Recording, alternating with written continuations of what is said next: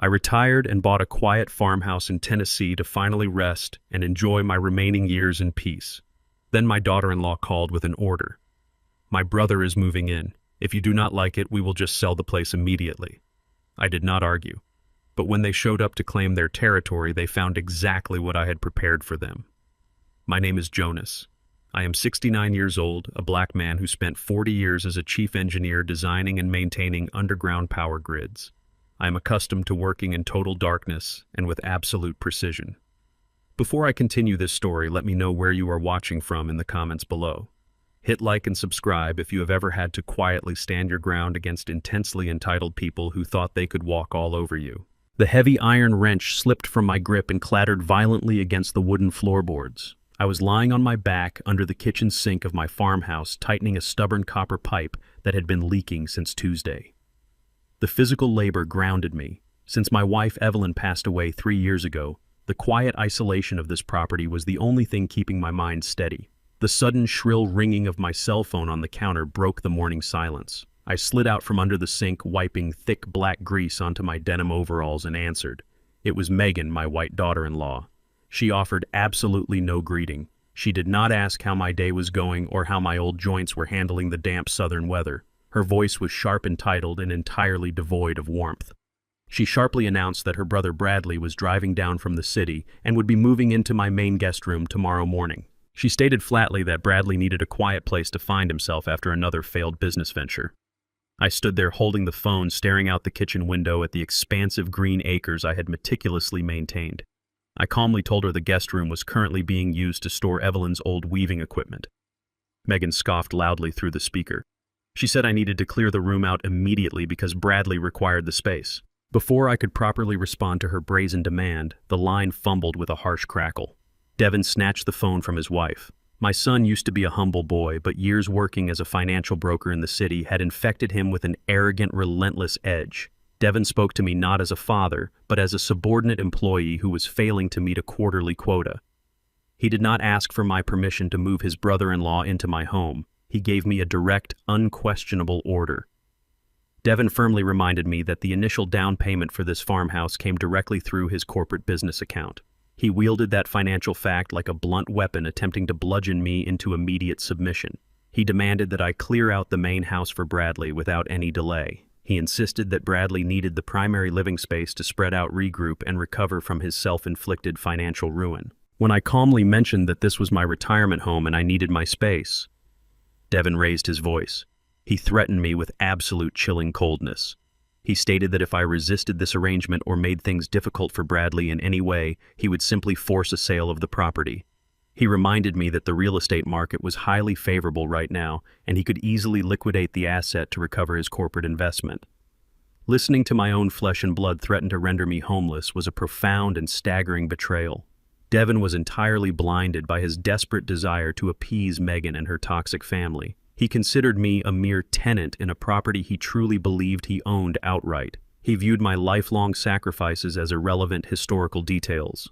I had worked brutal double shifts in the damp, freezing tunnels of the city grid just to pay for his elite college education. I had literally bled to ensure he never had to experience the crushing poverty I grew up in. Now he was treating me like an expired liability on a balance sheet. He spoke with the unyielding confidence of a man who believed he held all the power and all the leverage. He laid out the timeline like a dictator, stating Bradley would arrive by noon tomorrow and expected the main house to be entirely vacant and freshly cleaned. Devin warned me not to embarrass him or his wife with any stubborn behavior.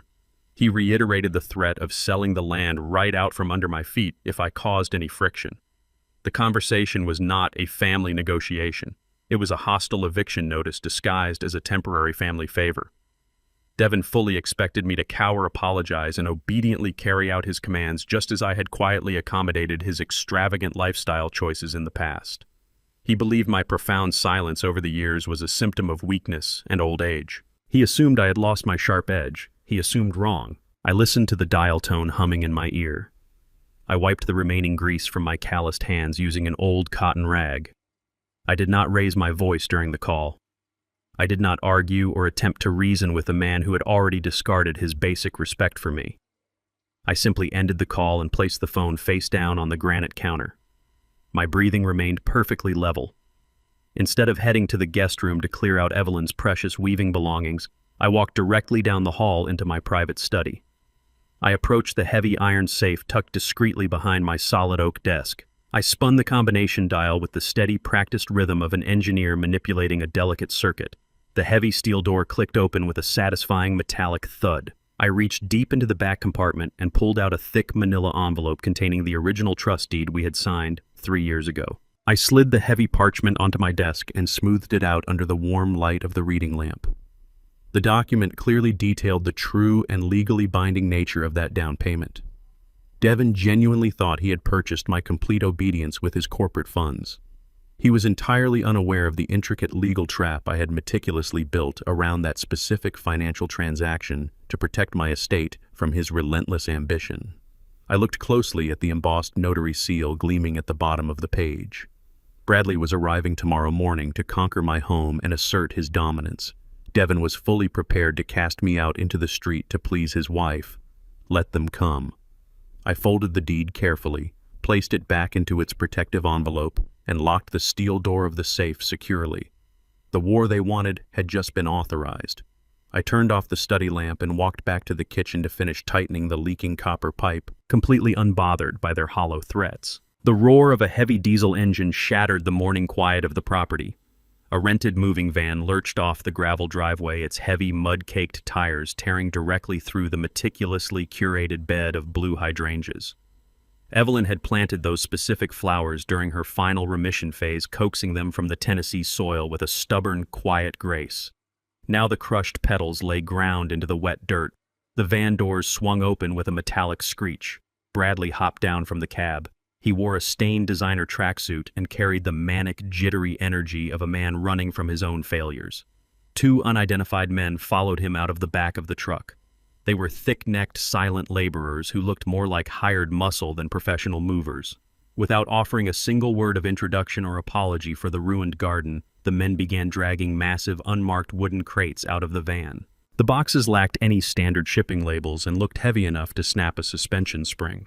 The laborers hauled the first crate straight up the porch steps, kicking the front door wide open. The iron corners of the wooden boxes scraped violently against the polished hardwood floors of the living room, gouging deep, permanent white scratches into the dark oak finish. Jonas stood on the porch with his arms crossed over his chest. He watched the mindless destruction of his home unfold with the trained, calculating eye of a chief engineer assessing a structural collapse. He silently registered the precise dimensions of the crates, noting the reinforced ventilation slits cut into the sides. Ordinary furniture did not require industrial cooling vents. He calculated the immense physical weight pressing down on his floorboards and cataloged every violation of his space. He said absolutely nothing to them. Bradley strutted into the living room, surveying the space as if he had just conquered a small nation. He pulled a crushed cigarette from his pocket, lit it, and took a long, arrogant drag. He did not bother looking for an ashtray. He simply flicked his wrist, dropping a cluster of gray ash directly onto the antique oak dining table. That table was the true centerpiece of the home. Evelyn had restored it entirely by hand, spending countless weekends sanding and varnishing the aged wood until it gleamed flawlessly. Jonas stepped into the room, his eyes fixed firmly on the smoldering ash resting on the polished surface. Bradley exhaled a thick cloud of acrid smoke toward the ceiling. He turned to Jonas with a sneer that perfectly mirrored the intense entitlement of his sister Megan. Bradley announced that the main house was now his exclusive territory. He declared that he needed absolute silence and complete privacy to orchestrate his imminent financial comeback. He pointed a dismissive, mocking finger toward the renovated barn situated far behind the main pasture. Bradley ordered Jonas to pack his personal belongings and relocate to the barn, immediately citing Devin's explicit directive as his ultimate authority. The demand hung heavily in the air, a brazen challenge meticulously designed to provoke an explosive reaction. Jonas felt a familiar deep-seated surge of rage tightening his chest. For 40 years he had managed the delicate, lethal flow of high-voltage electricity beneath the crowded city streets. He knew exactly how to ground a dangerous live wire before it sparked a fatal catastrophe. He applied that exact same ruthless discipline to his own temper. He swallowed the anger, locking it away behind an impenetrable mask of absolute stoicism. Arguing with a parasite only validated its continued presence. Jonas walked silently past Bradley. He went into the master bedroom, pulling a weathered canvas duffel bag from the top shelf of the deep closet. He packed only the strict essentials. He gathered a few changes of durable clothes, his specialized engineering tools, his daily medication, and the leather-bound journal that belonged to Evelyn. He zipped the heavy bag shut with a swift, definitive motion. Walking back through the living room, Jonas did not cast a single glance at the man actively defiling his home. He stepped off the porch and walked the 100 yards across the damp grass directly to the barn. The air was incredibly thick with humidity and the tragic smell of the crushed hydrangeas. The barn was highly insulated and exceptionally functional, an open space of raw timber and concrete floors where he usually kept his heavy equipment. Jonas set his heavy duffel bag down on a sturdy wooden workbench. He arranged his few personal belongings with deliberate, measured precision. He watched through the dusty window pane as the two hired laborers finished unloading the remaining heavy crates and quickly drove away in the rented van, leaving Bradley alone in the main house. The true invasion had been completely bloodless. Devin and Megan firmly believed this forced relocation was the ultimate humiliation, a final subjugation of an old man who had long outlived his usefulness. They vastly mistook his strategic retreat for absolute surrender. Jonas sat on a wooden stool in the dim light of the barn, his posture perfectly straight. He did not feel defeated. He felt intensely focused. He understood the hidden mechanics of power far better than anyone in his toxic family. He knew that when you give a deeply reckless man enough rope and unsupervised territory, he will inevitably construct his very own inevitable and fatal gallows. At exactly midnight, the ambient environment of the property changed abruptly. The perimeter security lights surrounding the farmhouse flickered, violently dimmed to a dull orange glow, and struggled to remain illuminated. Jonas stood silently by the barn window in the total darkness. As a career grid engineer, he instantly recognized the specific signature of a massive, unregulated voltage draw. He watched the main house intently. Through the large living room windows, he could see the harsh, unnatural glare of hundreds of flashing LED indicators. Bradley was tearing the wooden crates apart with a heavy crowbar. He was rapidly unboxing a massive, highly illegal cryptocurrency mining rig. Banks of high-powered computer processors and industrial cooling fans were being stacked aggressively against the living room walls.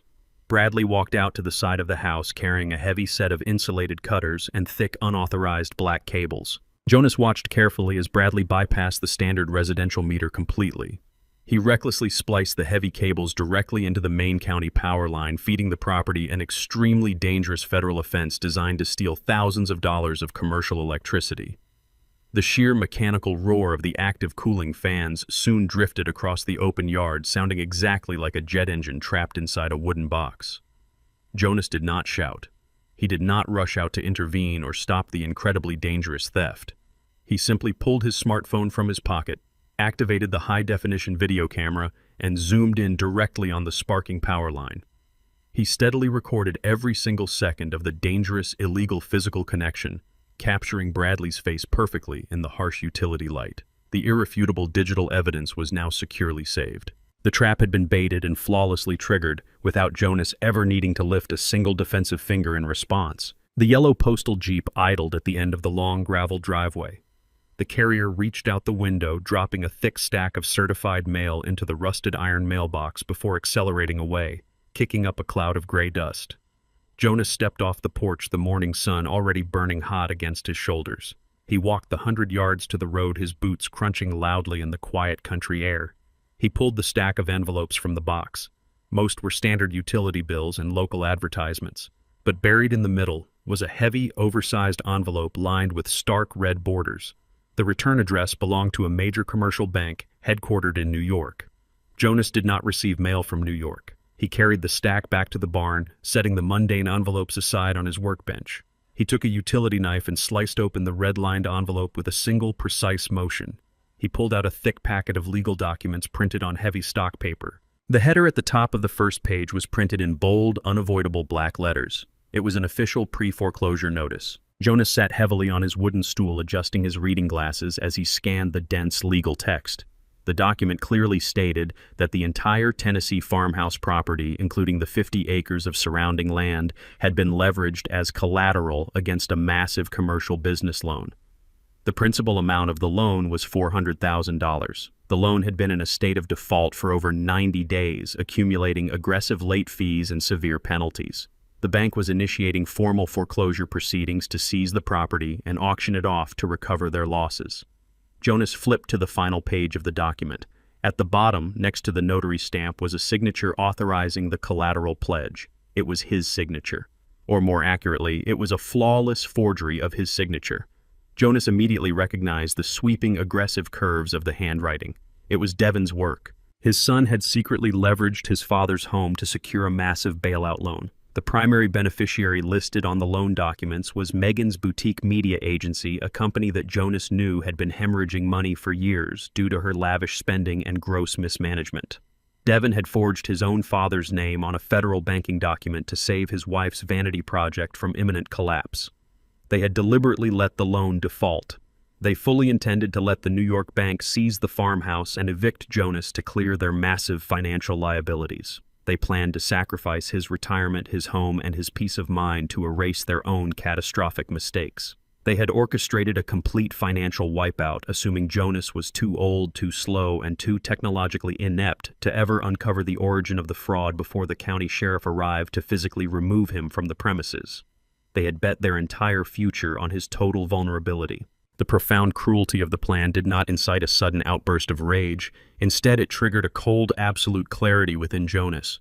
He understood the exact dimensions of the battlefield now. His son was not merely entitled or arrogant. He was a desperate, calculating predator. Jonas placed the documents flat on the workbench. He did not tear them or throw them. He treated them as highly valuable schematic diagrams, detailing the structural weaknesses of an enemy fortress. He knew that reacting emotionally to a financial attack was a tactical error. He needed to trace the current directly back to the source. Jonas picked up his cell phone and dialed a private number he had memorized decades ago. Attorney Hayes answered on the second ring. Hayes was a brilliant, aggressive lawyer who specialized in complex corporate trusts and asset protection. He had helped Jonas construct the Evelyn Holdings entity 3 years ago. Jonas methodically explained the contents of the pre-foreclosure notice detailing the forged signature, the loan amount, and the listed beneficiary. He instructed Hayes to immediately run a deep forensic trace on the disbursement of the loan funds. He needed to know exactly where the $400,000 had landed. Hayes promised an update within the hour. Jonas remained in the barn, silently sharpening his tools while Bradley's cooling fans continued to roar from the main house. 50 minutes later, Hayes called back. His voice was grim and sharply focused. The forensic trace revealed a shocking deviation from the official loan paperwork. The bank had indeed issued the funds under the pretext of rescuing Megan's media agency. However, the money had not remained in the agency's corporate accounts. Within 48 hours of the initial deposit, the entire $400,000 had been rapidly funneled through a series of shell companies and offshore wire transfers. The final destination of the funds was a secure, encrypted offshore account registered in the Cayman Islands. The sole owner of that offshore account was Bradley. The entire operation was a coordinated, closed-loop frame-up. Devon and Megan had used Jonas's property to steal nearly $500,000, transferring the stolen wealth directly to her brother to hide it from federal regulators and bankruptcy courts. Bradley was not a recovering addict seeking a quiet retreat. He was the vault holding the stolen fortune. The three of them had weaponized the farmhouse to fund their own illegal enrichment, expecting Jonas to absorb the complete ruin. Jonas listened to the final details of the report. He thanked Hayes for his speed and precision. He did not ask for a defensive strategy. He did not ask how to delay the foreclosure. He instructed Hayes to immediately prepare the legal framework for a completely lethal, irreversible counterstrike. He authorized Hayes to prepare the necessary documents to execute the penalty clauses hidden deep within the Evelyn Holdings Trust Agreement. The time for silent observation was over. The time for demolition had officially begun.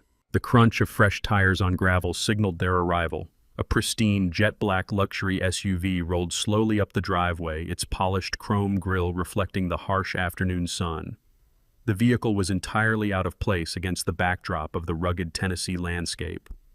Jonas remained at his workbench inside the barn, calmly running a sharpening stone over the edge of a heavy steel chisel. Through the open double doors, he watched Devon and Megan step out of the climate-controlled cabin.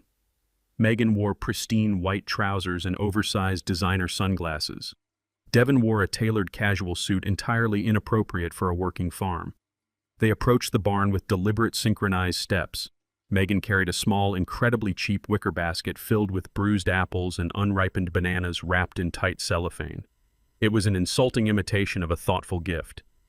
As they crossed the threshold into the barn, both of them visibly recoiled. Devon pinched the bridge of his nose while Megan overtly covered the lower half of her face with a manicured hand. The interior of the barn smelled strongly of aged hickory wood, metallic motor oil, and the honest sweat of physical labor. It was an environment that deeply offended their delicate city sensibilities. They stood awkwardly near the entrance, shifting their weight, refusing to step any deeper into the workspace than absolutely necessary. Jonas wiped the steel dust from his chisel with a clean rag. He did not offer them a seat or a refreshing drink. He simply waited for the theatrical performance to begin. The sheer audacity of their visit mere days after attempting to steal his property through a forged commercial loan required a masterful deception. Jonas was completely ready to watch them act out their desperate lies. Megan took the lead, stepping forward with a manufactured expression of profound sympathy. She placed the cheap fruit basket on the edge of the workbench, pushing a rusty wrench out of the way. She removed her sunglasses and looked at Jonas with wide, artificially concerned eyes. Her voice dripped with a suffocating, unnatural sweetness. She began to express her deep worries regarding the living conditions of Jonas. She gestured dramatically toward the main house where the relentless, deafening roar of Bradley and his illegal computer servers echoed across the yard. Megan claimed the intense noise and the ambient heat generated by the massive electrical equipment were highly dangerous for a man of his advanced age. She insisted that prolonged exposure to such an environment would inevitably damage his heart and severely deteriorate his mental faculties. Devon stepped up beside her, placing a supportive hand on her shoulder. He nodded gravely, perfectly playing the role of the dutiful, highly concerned son. He told Jonas that they simply could not bear the thought of him suffering in a damp, uninsulated barn. Devon announced that they had taken the initiative to book a comprehensive health evaluation with a top-tier medical specialist in the city. The appointment was scheduled for the following morning. Megan then reached into her designer handbag and produced a crisp, single-page document attached to a sleek leather clipboard. She slid the clipboard smoothly across the scarred surface of the workbench. She explained that the city clinic required a standard medical consent form to be signed by the patient prior to the initial consultation. She handed Jonas a heavy silver pen, urging him to sign the paperwork quickly so they could process his registration and secure the appointment slot. She framed the urgency as a matter of immense medical necessity. Jonas looked at his son, searching for even a microscopic trace of guilt or hesitation. There was none. The face of Devon was an impenetrable mask of absolute false compassion. They were utilizing the aggressive noise and chaos created by Bradley as a convenient psychological weapon to justify removing Jonas from the property completely. They desperately needed to establish a documented medical foundation of cognitive decline to protect their massive financial fraud. If Jonas was legally classified as senile, his future accusations regarding the forged commercial bank loan would be instantly dismissed by the authorities as the paranoid delusions of a deteriorating old man. Jonas understood the deadly mechanics of their strategy with absolute crystal clarity. They were attempting to preemptively discredit him before the bank initiated the final foreclosure process. They desperately needed his written signature. He stared down at the clipboard resting on the solid wood. The elaborate performance was nauseating, but Jonas maintained his absolute stoicism. He did not challenge the ridiculous medical assertions of Megan. He did not demand an explanation for the sudden, highly suspicious display of family affection. He played the part of the weary, compliant elder, perfectly letting his shoulders slump slightly to feign physical exhaustion. He reached out and accepted the silver pen from the outstretched hand of Megan. Jonas lowered his gaze and read the dense legal text printed on the crisp white paper. It was absolutely not a routine medical consent form. Hidden beneath a deceptive medical header was a highly aggressive, durable power of attorney. The binding clauses were meticulously designed to grant Devon absolute uncontested control over the entire estate of Jonas, all bank accounts, and all physical assets. The very second a physician declared him mentally incapacitated, it was the final fatal trapdoor they needed to secure their stolen wealth. Jonas did not grimace. He did not throw the pen back at them in rage. Instead, he looked up and offered his son and daughter-in-law a warm, incredibly grateful smile. He thanked them sincerely for their touching concern regarding his declining health. Then Jonas deliberately shifted his body weight. He moved the pen from his dominant right hand to his non-dominant left hand. He pressed the silver tip against the bottom signature line. He slowly executed a jagged, uneven, and highly specific signature stroke. It looked exactly like the trembling writing of a rapidly declining old man. Devin and Megan watched him sign with hungry, barely concealed triumph. They snatched the clipboard off the workbench the instant the ink dried completely. They offered rapid, highly dismissive goodbyes, claiming they needed to rush back to the city to finalize the complicated clinic paperwork. They hurried out of the barn, practically sprinting back to their luxury vehicle. Jonas stood motionless by his workbench, watching their vehicles speed down the driveway and disappear onto the main road. He placed his heavy tools back into their designated compartments with care. 10 years ago, following a minor security breach on his primary accounts, Jonas had legally filed a strict right-handed biometric signature mandate with the federal bank and all county registry offices. He had explicitly voided any alternative strokes or left-handed signatures to permanently protect his assets against coercion and devastating fraud. The critical document Devin and Megan were currently speeding away with was not a golden key to a vast fortune. It was a legally invalidated, utterly worthless piece of paper that would soon serve as direct, irrefutable evidence of their attempted extortion. They had confidently walked into the barn expecting to secure his complete destruction. Instead, they had eagerly collected the very rope that would hang them in federal court. Jonas smiled coldly in the empty barn. The counterstrike was quietly armed. The heavy wooden door of the barn groaned as it swung inward. A man stepped over the threshold, bringing with him an overpowering wave of cheap synthetic cologne that completely masked the comforting smell of sawdust and aged hickory. He wore an ill-fitting gray suit and carried a pristine, overstuffed leather medical bag. Megan trailed closely behind him, her arms crossed tight against her chest, her face set in an expression of deep manufactured concern. The man did not bother to formally introduce himself or offer a handshake. He simply unclasped his bag, pulled out a thick legal pad, and began to speak to Jonas with a cloying, condescending tone usually reserved for small, stubborn children. He identified himself only as a specialist hired by the family to conduct a brief routine wellness check. Jonas remained seated on his wooden stool, his hands resting quietly on his knees. He recognized the man instantly. This was not a neurologist or a specialist in geriatric care. This was a disgraced former clinic director named Aris, whose medical license had been severely restricted 2 years ago following a series of highly questionable insurance billing practices. Hayes had forwarded a comprehensive background file on Aris just 3 days prior. Megan had actively sought out a deeply compromised physician, someone entirely willing to falsify official medical records for the right price. Aris did not pull out a stethoscope or a blood pressure cuff. He completely bypassed any physical examination. Instead, he immediately launched into a rapid-fire sequence of aggressively simplistic memory questions designed solely to establish a documented baseline of severe cognitive decline.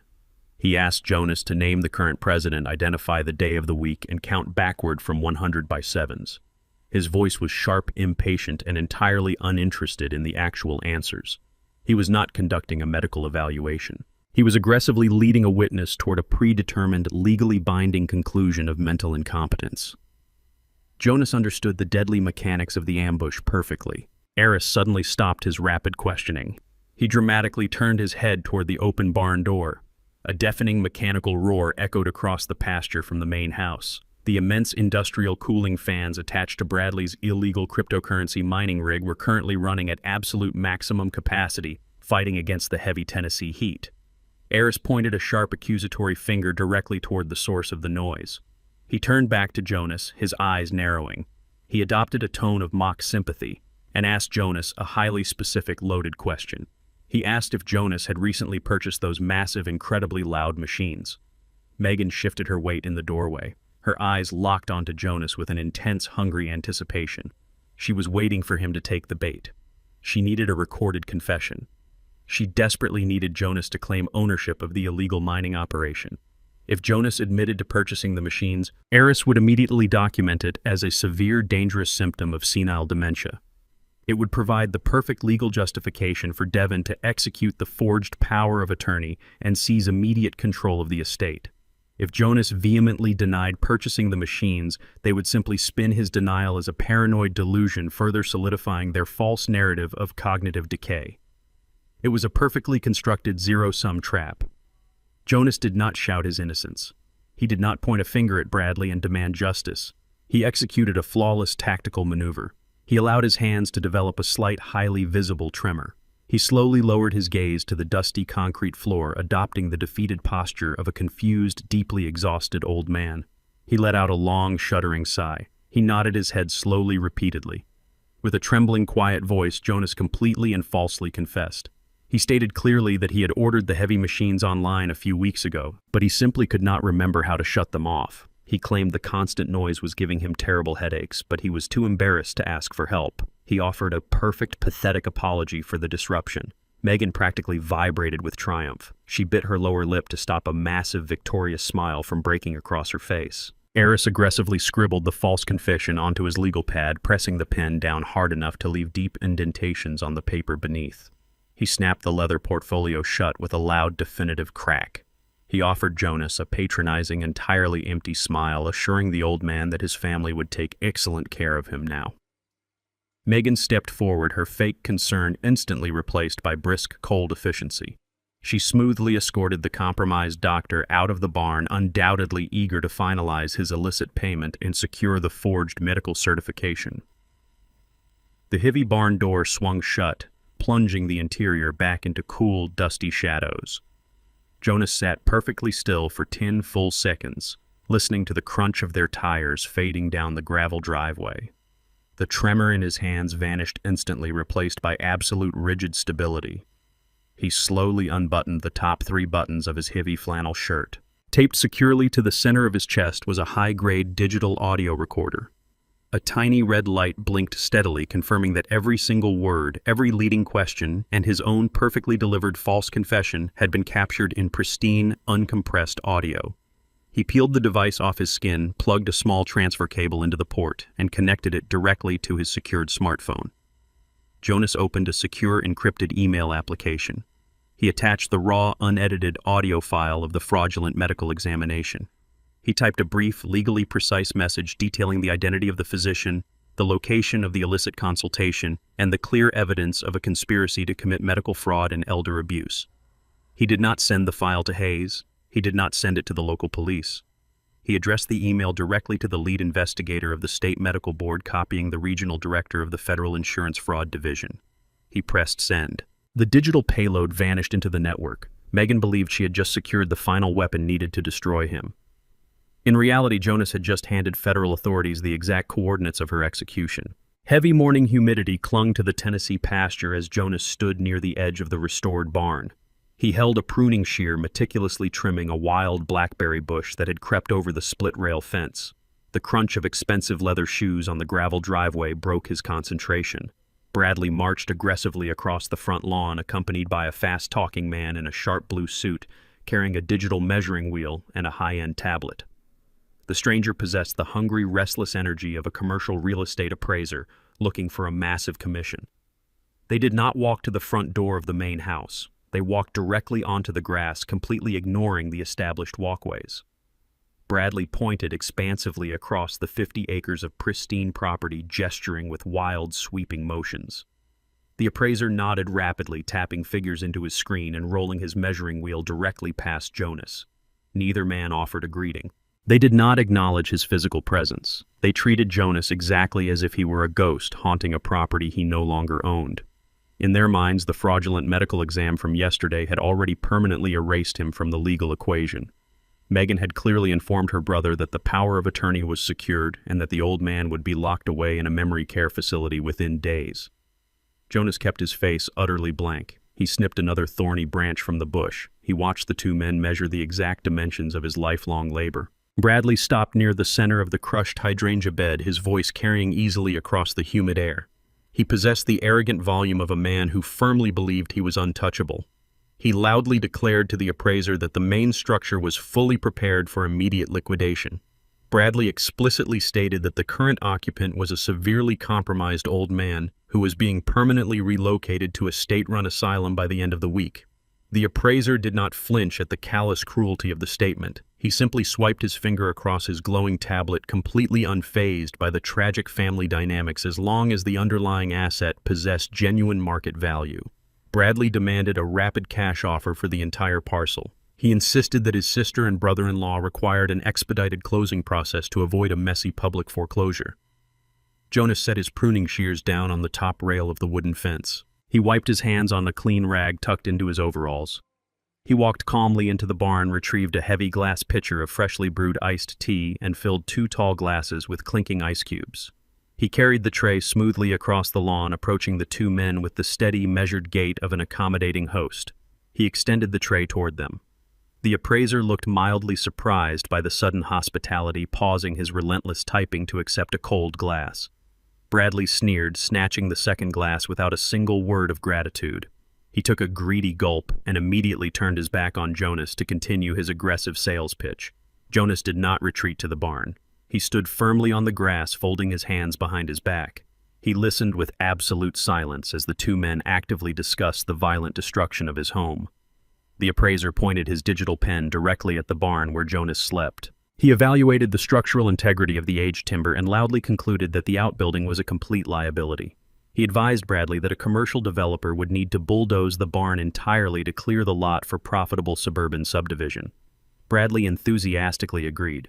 He stated that tearing down the old structure would instantly eliminate the foul smell of grease and age that currently ruined the aesthetic of the backyard. They discussed leveling the entire pasture, tearing up the ancient oak trees Evelyn had loved, and pouring miles of fresh concrete over the rich soil. They priced the destruction of Jonas's life with casual, terrifying efficiency. Every sentence was a profound violation. Every casual suggestion of bulldozing his sanctuary was designed to strip away his dignity and provoke a desperate emotional outburst. Bradley wanted him to scream. He wanted the old man to violently attack the appraiser, providing them with the perfect excuse to summon the police and expedite the involuntary psychiatric hold. Jonas denied them that satisfaction. He stood his ground like a weathered stone monument. He monitored his heart rate, keeping it slow and perfectly even. He recognized the immense psychological weakness fueling Bradley's loud performance. True power never needed to boast about its capacity for destruction. True power simply acted when the absolute perfect moment arrived. Jonas swallowed the icy rage building in the back of his throat. He looked at the barn, picturing the heavy iron safe hidden securely inside. He knew exactly what documents rested inside that steel vault.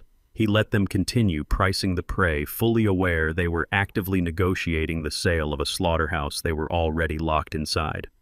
The appraiser tapped his screen again, calculating the immense profit margin of a rapid demolition. He suggested that if they handled the zoning permits quickly, the bulldozers could arrive by the following Monday. Bradley smiled triumphantly, savoring the thought of crushing the barn into splintered kindling. Jonas remained entirely serene, offering to refill their empty glasses. The appraiser finished his preliminary physical evaluation and tapped a secure icon on his tablet to access the county digital deed records.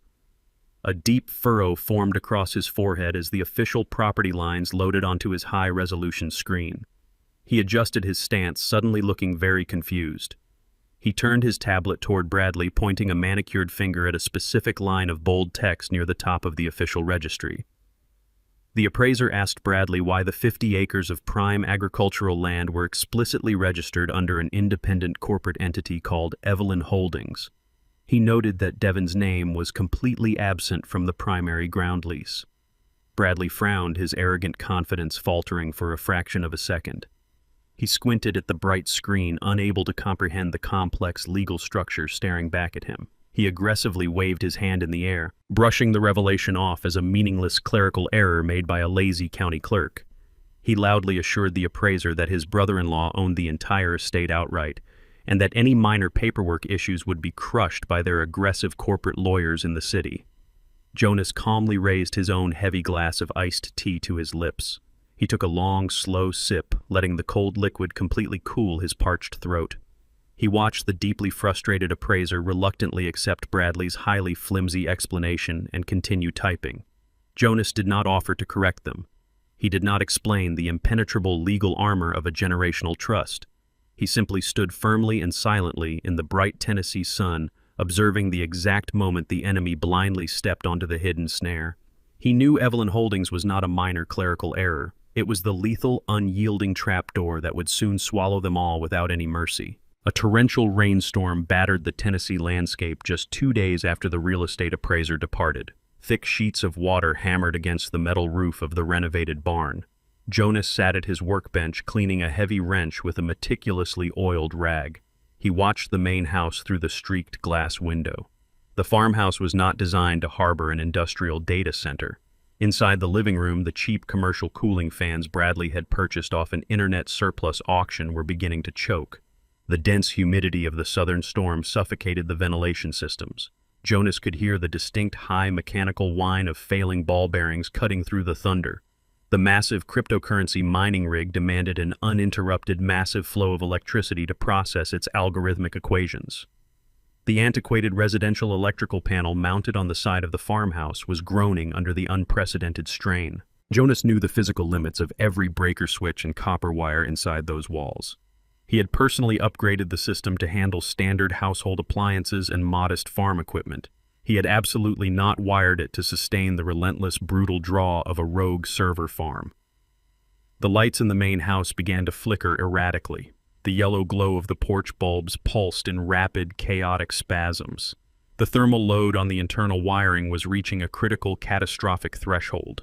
The main breaker violently tripped with a loud, sharp crack that echoed across the flooded yard. The farmhouse was instantly plunged into absolute darkness. The sudden silence from the dead cooling fans was heavier than the thunderstorm outside. Jonas set his wrench down softly on the wooden bench. He remained perfectly still in the dim light of the barn, anticipating the inevitable panicked reaction. The storm raged on, indifferent to the disaster. The sudden power failure was not isolated entirely to the farmhouse. Jonas looked past the darkened silhouette of the main residence toward the distant county road. The glowing yellow sodium streetlights that typically lined the highway had vanished. The blackout cascaded rapidly down the rural route, plunging the entire western side of the county into pitch blackness. Bradley had successfully drawn so much raw amperage that he dragged the local substation down with him. The heavy wooden front door of the farmhouse slammed open violently. Bradley stumbled out onto the wet porch holding a bright tactical flashlight. He was drenched in rain, instantly screaming obscenities into the howling wind.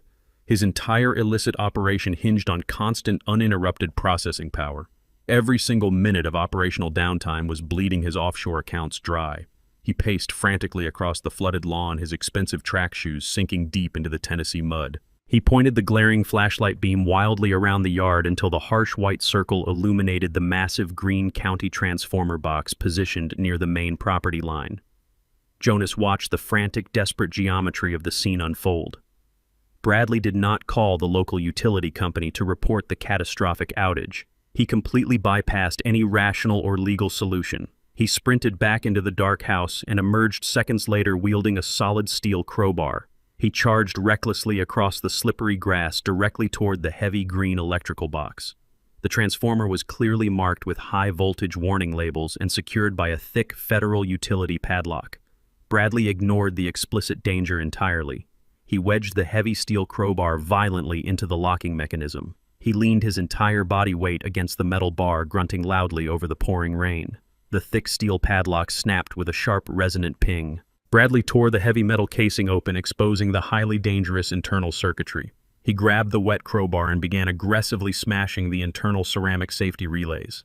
He was desperately attempting to forcefully bypass the emergency failsafe mechanisms to manually route the raw power directly back into his house. It was an act of staggering, unbelievable idiocy. Jonas stood up from his wooden stool. He knew exactly what happened when untreated steel met raw, ungrounded voltage. Bradley jammed the metal bar deep into the primary conduit. A brilliant, blinding flash of blue electrical arcing instantly erupted from the exposed green box. A deafening, explosive boom shook the saturated ground. A massive shower of white-hot sparks sprayed violently over the wet grass, illuminating the entire front pasture. The intense electrical backlash threw Bradley violently backward. He landed hard in the deep mud, scrambling desperately away on his hands and knees. The internal wiring of the transformer instantly superheated and caught fire. Thick black chemical smoke began billowing into the stormy night sky, completely overwhelming the heavy rain. Bright orange flames licked aggressively up the sides of the metal utility casing. Bradley scrambled to his feet, completely terrified by the explosive inferno he had just intentionally ignited. He dropped the smoking steel crowbar directly into the mud. He spun around in circles, panicking wildly as the electrical fire rapidly intensified. He possessed absolutely no contingency plan for this massive destructive failure. He had completely and thoroughly destroyed the essential county utility infrastructure in a desperate manic attempt to salvage his fully illegal operation. Jonas simply crossed his arms over his chest. He watched the brilliant orange flames reflect clearly off the dark, wet glass of the barn window. The trap had now firmly and securely snapped shut exactly as he had perfectly engineered. The sharp, piercing wail of emergency sirens immediately sliced through the heavy thunder. The catastrophic destruction of the main utility transformer had triggered an instant automated alarm at the county dispatch center. Jonas remained standing quietly in the dark barn watching the driveway. A massive county sheriff patrol car tore around the bend, its heavy tires sliding aggressively on the wet gravel. Flashing red and blue strobe lights aggressively cut through the torrential rain, illuminating the chaotic scene in disjointed, frantic flashes. The cruiser skidded to a harsh, violent halt directly onto the flooded front lawn, stopping mere yards from the violently burning transformer. Two county officers rapidly threw their heavy doors open, stepping out into the brutal storm. Bradley stood frozen in the deep mud. He stared at the approaching law enforcement officers with wide, absolutely terrified eyes. He instantly recognized that his entire fraudulent financial empire was physically burning to the ground right in front of him. The overwhelming presence of local authority shattered his remaining composure. He aggressively kicked the smoking crowbar away from his designer shoes. He raised a shaking hand and pointed his index finger directly toward the dark silhouette of the renovated barn. He screamed hysterically over the booming thunder, claiming that the crazy old man living out back had intentionally sabotaged the electrical grid. He loudly insisted that Jonas had violently caused the massive fire in a fit of extreme senile rage. The two deputies instantly believed the frantic, aggressive accusation of the younger man. They quickly turned their unwavering, direct attention toward the barn, ignoring the true origin of the flames. They simultaneously unholstered their heavy service weapons, gripping them tightly in the freezing rain. They marched aggressively across the saturated grass, heading directly toward the heavy wooden door where Jonas waited. The heavy wooden door of the barn pushed open. Jonas stepped out into the freezing, torrential rain. He did not cower from the aggressive flashing strobe lights or the drawn weapons of the approaching deputies. He kept his hands completely empty, fully visible, and perfectly steady at his sides. The storm battered his broad shoulders, soaking his shirt instantly, but his posture remained unyielding. The two officers advanced rapidly through the thick mud, their boots splashing heavily in the flooded yard. The lead deputy halted 10 feet away, keeping his service pistol angled firmly toward the ground but entirely ready for action. The lead deputy shouted over the deafening thunder, demanding an immediate explanation. He pointed toward the blazing green metal box, aggressively questioning Jonas about the catastrophic destruction of critical county utility infrastructure. He ordered Jonas to explain why a younger man was screaming that he had intentionally sabotaged the electrical grid. The deputies expected a panicked, disoriented elder. They were fully prepared to physically restrain a dangerous suspect. Jonas merely blinked through the driving rain. He did not raise his voice or offer a frantic denial. He stood rooted in the mud, projecting absolute cold and unwavering strength.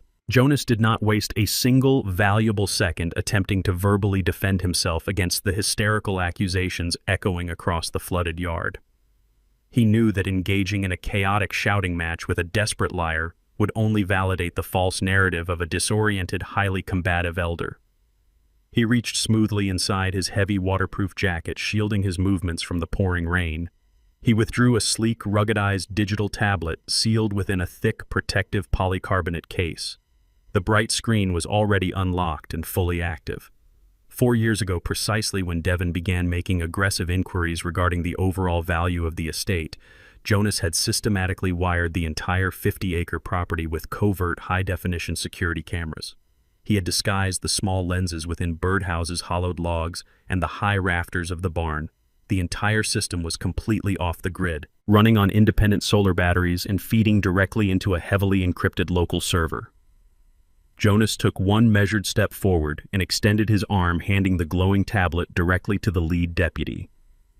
The officer hesitated for a fraction of a second, his trained eyes scanning Jonas for any sudden aggressive movements before he holstered his service pistol and accepted the device. The second deputy kept his hand resting firmly on his weapon, watching the exchange with intense suspicion. The high-resolution night vision footage played immediately on the bright display, completely unaffected by the torrential rain splashing against the reinforced glass. The sharp black-and-white video provided an unobstructed, perfectly framed view of the main transformer box. The sheriff squinted through the storm, wiping water from his eyes to focus clearly on the crystal-clear playback. The recorded timestamp on the bottom corner of the video perfectly matched the events of the past 10 minutes. The footage explicitly captured Bradley sprinting out of the dark farmhouse, his expensive designer track shoes sliding wildly in the deep mud. It showed him violently swinging a heavy steel crowbar, repeatedly and aggressively striking the federal utility padlock until the thick metal snapped. The deputy watched in absolute stunned silence as the digital version of Bradley recklessly tore open the green metal casing, exposing the highly dangerous internal circuitry. The video provided irrefutable visual documentation of Bradley attempting to manually bypass the electrical meter. It explicitly captured the exact moment he jammed the steel tool directly into the primary conduit, desperately trying to force the raw, ungrounded utility power back into his illegal cryptocurrency mining servers. The visual evidence was completely absolute and legally damning. The footage clearly displayed the catastrophic electrical arc, the brilliant flash of blue light, and the explosive shower of sparks that instantly ignited the intense chemical fire. It showed Bradley landing hard on his back in the mud, utterly terrified, before scrambling away from the blazing inferno he had single-handedly created. Jonas stood perfectly silent, letting the raw digital truth completely dismantle the frantic lies. He watched the facial expression of the lead deputy instantly shift from aggressive suspicion to profound, hardened anger. The officer aggressively tapped the screen, replaying the exact moment of the violent spark, verifying the identity of the arsonist without a single microscopic shadow of a doubt. Bradley remained standing near the violently blazing transformer, mistakenly believing that his loud, persistent shouting had successfully turned the law enforcement officers against the old man. He crossed his arms over his soaking wet designer shirt, wearing an expression of deeply arrogant satisfaction. He assumed the deputies were simply interrogating Jonas before applying the heavy steel cuffs, eagerly anticipating the exact moment the helpless elder would be forcefully dragged away. The lead deputy forcefully and aggressively handed the tablet back to Jonas. He did not say a single word of apology to the calm old man. He simply turned his entire body toward the burning transformer, his boots locking firmly into the thick mud. The second officer mirrored his exact movement, his hand dropping away from his holstered pistol. They marched directly toward Bradley, their faces set in grim, unyielding lines of absolute authority. The digital guillotine had dropped with silent, lethal precision, entirely severing the false narrative of the desperate predator. Jonas calmly retrieved his device, watching in silence. Bradley dropped his smug smile the instant the two furious deputies stopped directly in front of him. The lead officer did not ask for a verbal statement. He aggressively snatched the soaked designer wallet protruding from the front pocket of Bradley. He pulled out the pristine state identification card and instantly read the full legal name into his shoulder-mounted radio, requesting an immediate comprehensive background check through the National Criminal Database. Bradley began to frantically stutter, stepping backward into the thick mud, desperately claiming that the situation was a massive misunderstanding. He insisted that the video was a malicious fabrication. The radio on the shoulder of the deputy crackled loudly over the driving rain. The central dispatcher responded with absolute, terrifying clarity. The federal system had instantly flagged the identity of Bradley. There was a highly active, fully expedited federal warrant out for his immediate arrest regarding a massive, multi-million-dollar wire fraud operation located in a neighboring state. Bradley froze, his eyes widening in sheer, unadulterated panic. The digital trap had successfully detonated the much larger catastrophic landmine he had been desperately running from. The lead deputy lunged forward without a single warning. He grabbed Bradley by the collar of his ruined shirt, violently spinning him around. The officer aggressively slammed the arrogant predator face first against the slick, wet hood of the idling patrol cruiser. Heavy steel handcuffs ratcheted tightly around his wrists with a sharp metallic bite. Bradley thrashed wildly against the cold metal, completely losing his mind. The deputies forcefully shoved him toward the open rear door of the vehicle. Bradley desperately twisted his head toward the dark farmhouse, screaming the name of Megan at the top of his lungs as the heavy door slammed shut. The devastating reality of his total, permanent ruin finally crushed him. The cold gray light of pre-dawn crept slowly across the flooded asphalt of the county precinct parking lot. A sleek black luxury vehicle tore around the corner, its tires hydroplaning slightly before slamming into a reserved visitor space. The engine cut off instantly. Devin and Megan practically threw their heavy doors open, stepping out into the freezing drizzle that continued to fall over the bleak Tennessee landscape. Megan wore the exact same white trousers from the previous afternoon, now heavily wrinkled and stained near the hems. Devin looked entirely unraveled. His tailored jacket tossed carelessly over his shoulder. They hurried toward the stark concrete building, their polished city shoes splashing violently through deep, muddy puddles. They pushed through the heavy, reinforced glass doors, entering the sterile, brightly lit lobby of the busy sheriff's station.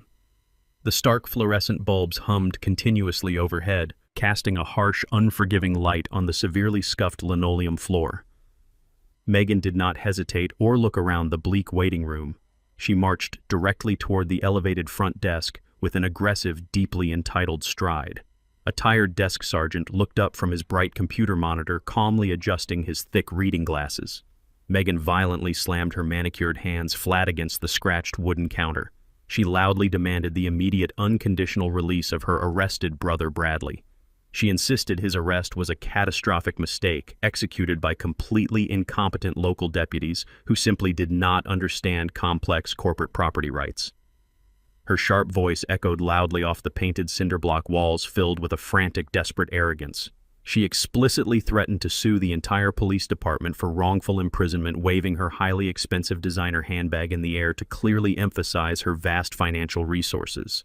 Devin stood directly behind her, nodding in rapid, silent agreement, entirely failing to notice Jonas. Jonas sat perfectly still on a rigid plastic chair positioned in the darkest corner of the precinct waiting area.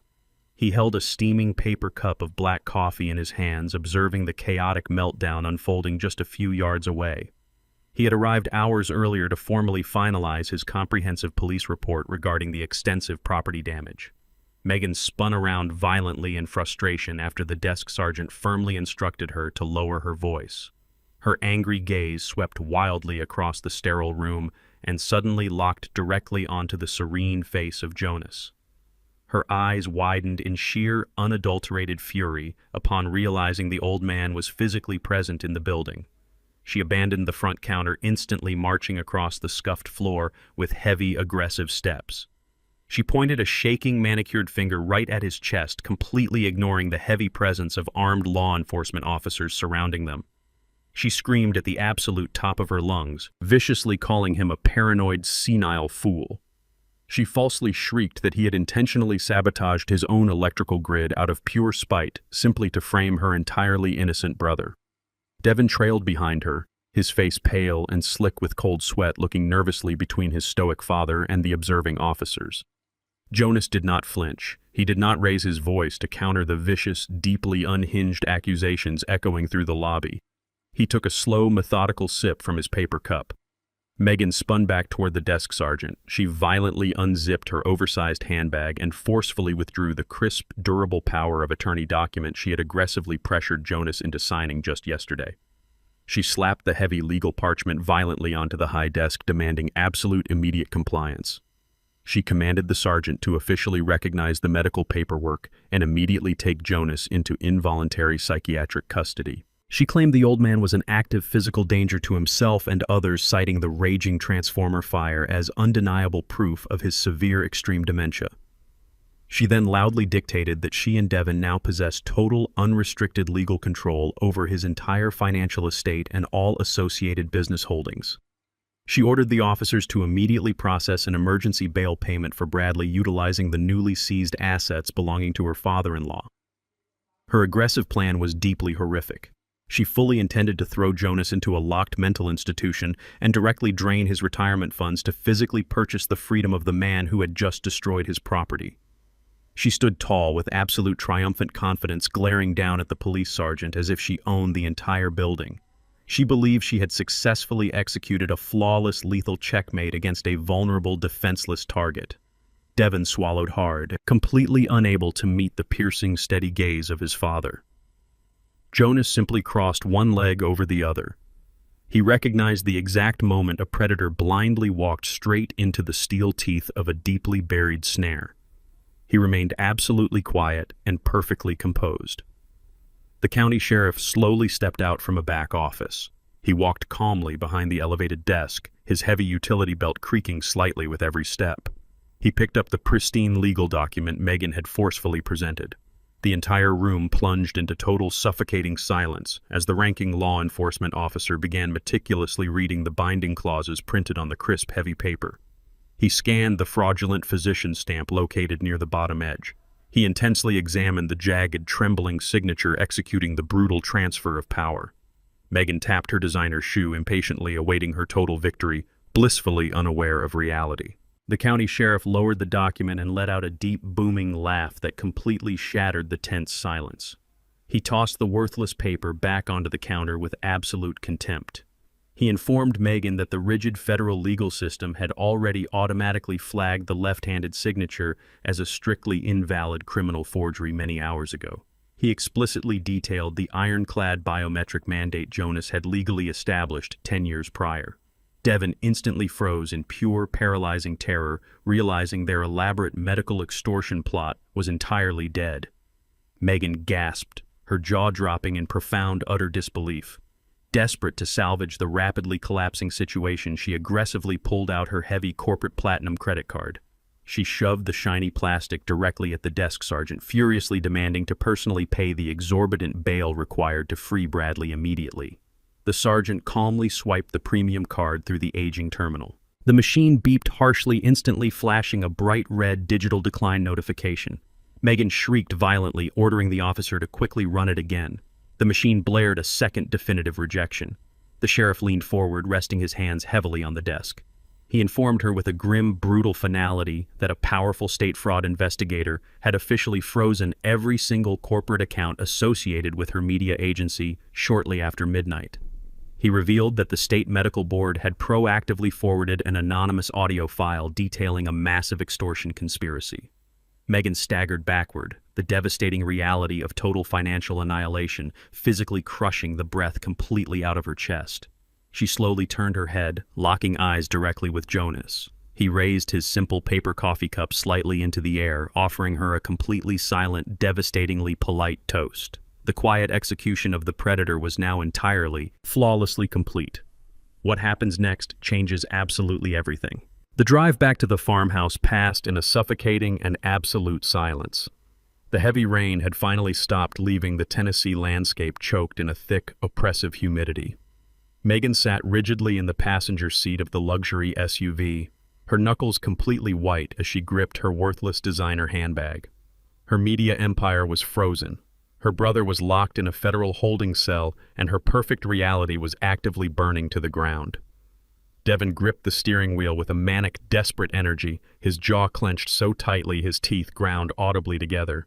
Jonas sat perfectly composed in the back seat, watching the passing wet trees without a single ounce of pity. The vehicle crested the final hill and aggressively turned into the long gravel driveway. The massive charred remains of the utility transformer still sat smoking slightly near the property line, a dark monument to the absolute destruction of their illegal operation. Devin slammed the brakes, bringing the heavy vehicle to a violent halt near the main porch. He killed the engine and aggressively shoved his door open, marching toward the front steps with heavy, angry strides. He stopped completely dead in his tracks before his foot even touched the wooden stairs. Affixed directly to the center of the solid oak front door was a thick, highly visible plastic sleeve. Inside the sleeve was a stark, bright red document printed on heavy stock paper.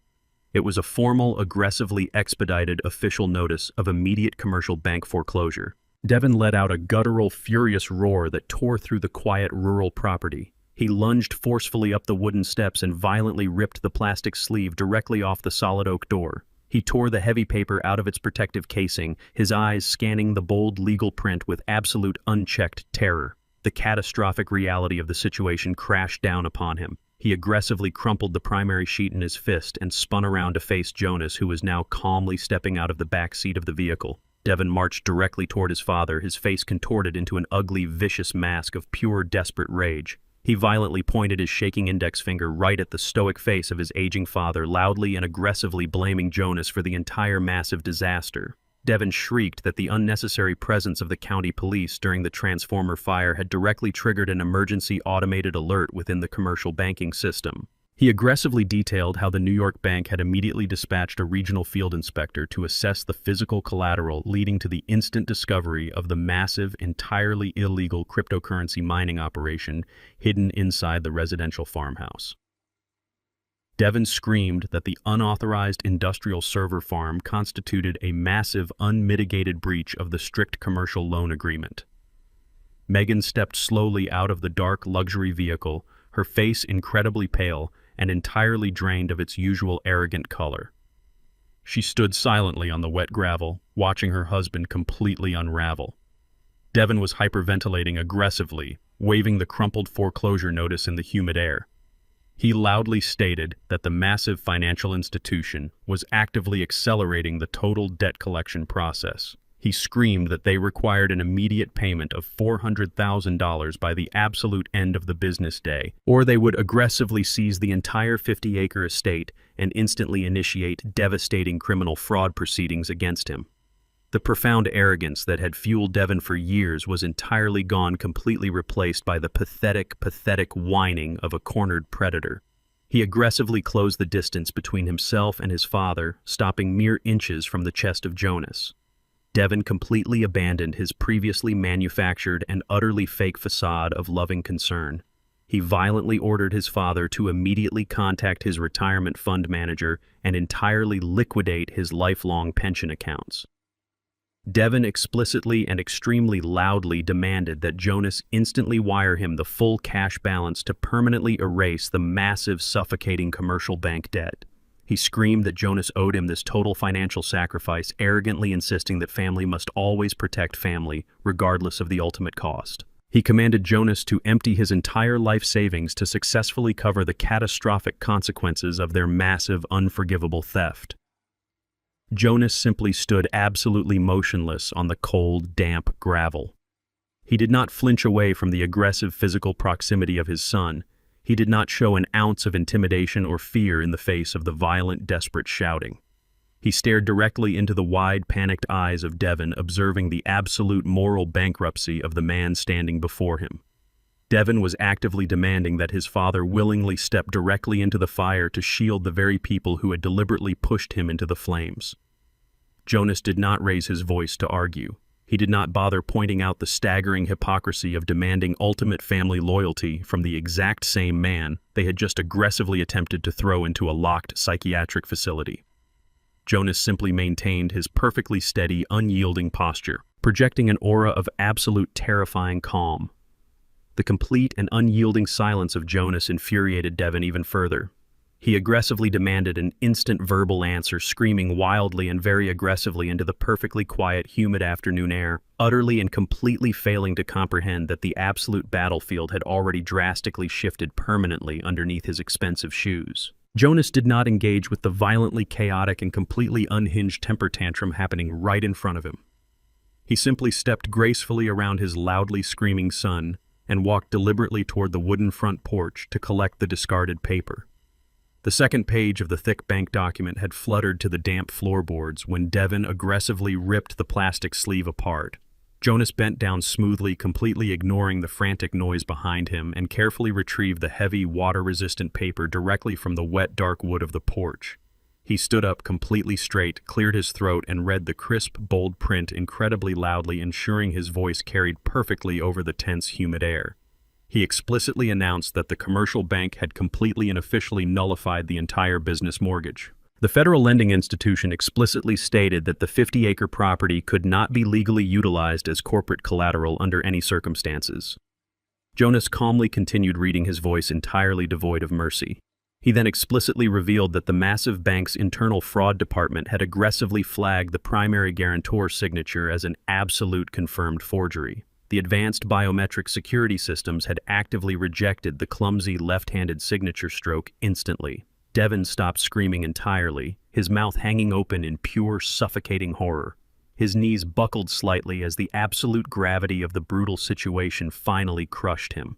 He had intentionally orchestrated a massive federal banking fraud, desperately attempting to steal his father's entire estate, and he had completely and totally failed. Devin immediately stared blankly down at the cold, wet gravel, entirely and utterly paralyzed by the incredibly terrifying realization that he had just aggressively committed a severe, highly documented felony for absolutely nothing. The massive legal trap had officially and permanently closed tightly around his now completely exposed neck. The crunch of tires against wet gravel broke the heavy silence gripping the yard. A silver sedan rolled smoothly up the driveway, navigating around the deep, muddy ruts left by the sheriff. The vehicle came to a precise halt behind the luxury SUV. The door opened and Attorney Hayes stepped out into the humid air. He wore a sharply tailored charcoal suit that remained immaculate despite the oppressive dampness clinging to the farm. In his right hand, he carried a black leather briefcase. He adjusted his glasses and surveyed the chaotic scene with the detached clinical efficiency of a surgeon preparing to operate. Devin and Megan stood frozen on the porch, their faces pale masks of terror and confusion. Megan opened her mouth to speak, desperate to assert her usual aggressive authority, but Hayes completely and utterly ignored her existence. He did not offer a polite greeting or acknowledge the panicked couple standing a few feet away. His sharp, calculating eyes locked exclusively onto Jonas. He walked past Devin and Megan as if they were entirely invisible, treating them like irrelevant ghosts haunting a property they failed to steal. He stopped beside his car and rested his briefcase flat against the hood. Hayes snapped the dual locks on his briefcase with a sharp metallic click. He flipped the lid open and retrieved a stack of watermarked documents. He spread the original property deeds carefully across the polished hood of his sedan, arranging them in a meticulous, deliberate sequence. The white pages starkly contrasted with the charred ruins of the electrical transformer smoking in the background. Jonas remained absolutely silent, stepping forward to stand beside his fiercely loyal attorney. Devin slowly descended the wooden porch stairs, his arrogant posture completely shattered, his expensive shoes dragging heavily through the wet gravel. He approached the vehicle with a sickening dread pooling deep within his stomach. He stared down at the dense legal text, unable to comprehend the complex, ironclad framework staring back at him. Hayes did not offer a comforting explanation. He delivered the absolute devastating reality with brutal cold and entirely clinical precision. He tapped a manicured finger directly onto the primary residential deed, forcing Devin to look at the exact wording of the ownership clause. Hayes explicitly clarified the catastrophic legal boundaries of the estate. He stated that the name of Devin was permanently and exclusively attached solely to the physical structure of the farmhouse. Devin owned the wood, the drywall, the shingles, and the glass. He did not own a single microscopic fraction of the earth resting beneath the foundation. Hayes sharply moved his finger to the expansive document resting beside the residential deed. He loudly declared that the entire 50 acres of surrounding prime agricultural land belonged exclusively to an impenetrable corporate entity known as Evelyn Holdings. Devin desperately rubbed his trembling hands over his pale face, struggling to breathe in the suffocating humidity. He rejected the information, aggressively insisting that he had paid the property taxes and funded the recent kitchen renovations. He shrieked that his financial contributions guaranteed him total ownership of the entire parcel. Hayes adjusted his glasses and stared at the desperate man with absolute unwavering contempt. He explained that paying for cosmetic upgrades inside a structure did not grant a person the legal right to seize the underlying acreage. Evelyn Holdings was a deeply fortified generational trust constructed specifically to repel hostile financial takeovers. The trust was fully, permanently, and exclusively governed by Jonas. Devin possessed absolutely no voting power, no executive authority, and zero legal capacity to leverage the dirt beneath his boots. Hayes dissected the undeniable stupidity of the commercial banking fraud. Devin had aggressively marched into a major New York financial institution and pledged 50 acres of prime Tennessee real estate as unyielding collateral for a commercial bailout loan. However, Devin had arrogantly attempted to pledge a massive asset that he entirely did not own. He had utilized a completely worthless residential structure deed to fraudulently misrepresent his vast personal wealth. The bank relied entirely upon his forged guarantor signature to validate the immense transaction, assuming Jonas had willingly pledged the corporate land to rescue his failing son. Hayes pointed at the exact line detailing the corporate ownership structure. He stated that Devin had effectively attempted to sell a stolen car to a federal bank right in front of the actual legal owner. Megan rushed down the steps, her hair sticking wildly to her sweating forehead. She leaned over the hood of the sedan, her eyes scanning the watermarked trust documents with unadulterated panic. She demanded to know why this corporate entity remained entirely hidden from their financial background checks. Hayes offered a cold, razor-sharp smile. He informed her that Evelyn Holdings was publicly registered with the state for over a decade. They had simply been far too arrogant, entirely too lazy, and completely blinded by their ravenous greed to read the actual county ground lease before executing a federal crime. They actively assumed Jonas was a naive farmer who lacked the basic intellectual capacity to protect his own legacy. They confidently bet their entire financial future on his absolute vulnerability. Instead, they forcefully threw themselves headfirst into a highly engineered, totally inescapable legal meat grinder. The reality of their total permanent destruction settled heavily over the damp driveway. Devin stared at the crisp white pages, his lungs heaving desperately as he realized the terrifying magnitude of the absolute nightmare he actively created. Hayes was entirely finished dismantling their massive financial fraud right now.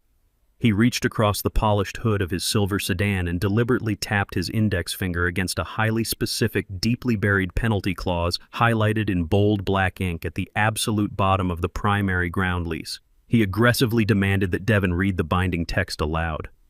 Devin remained completely frozen, his jaw trembling violently, utterly unable to process the final fatal blow. Hayes read it for him, his voice echoing with absolute terrifying authority over the wet property. He explained that the corporate trust explicitly dictated that any unauthorized attempt to independently mortgage the physical structure or the facilitation of any illegal, highly destructive commercial activity on the immediate premises constituted a catastrophic and total violation of the underlying lease agreement.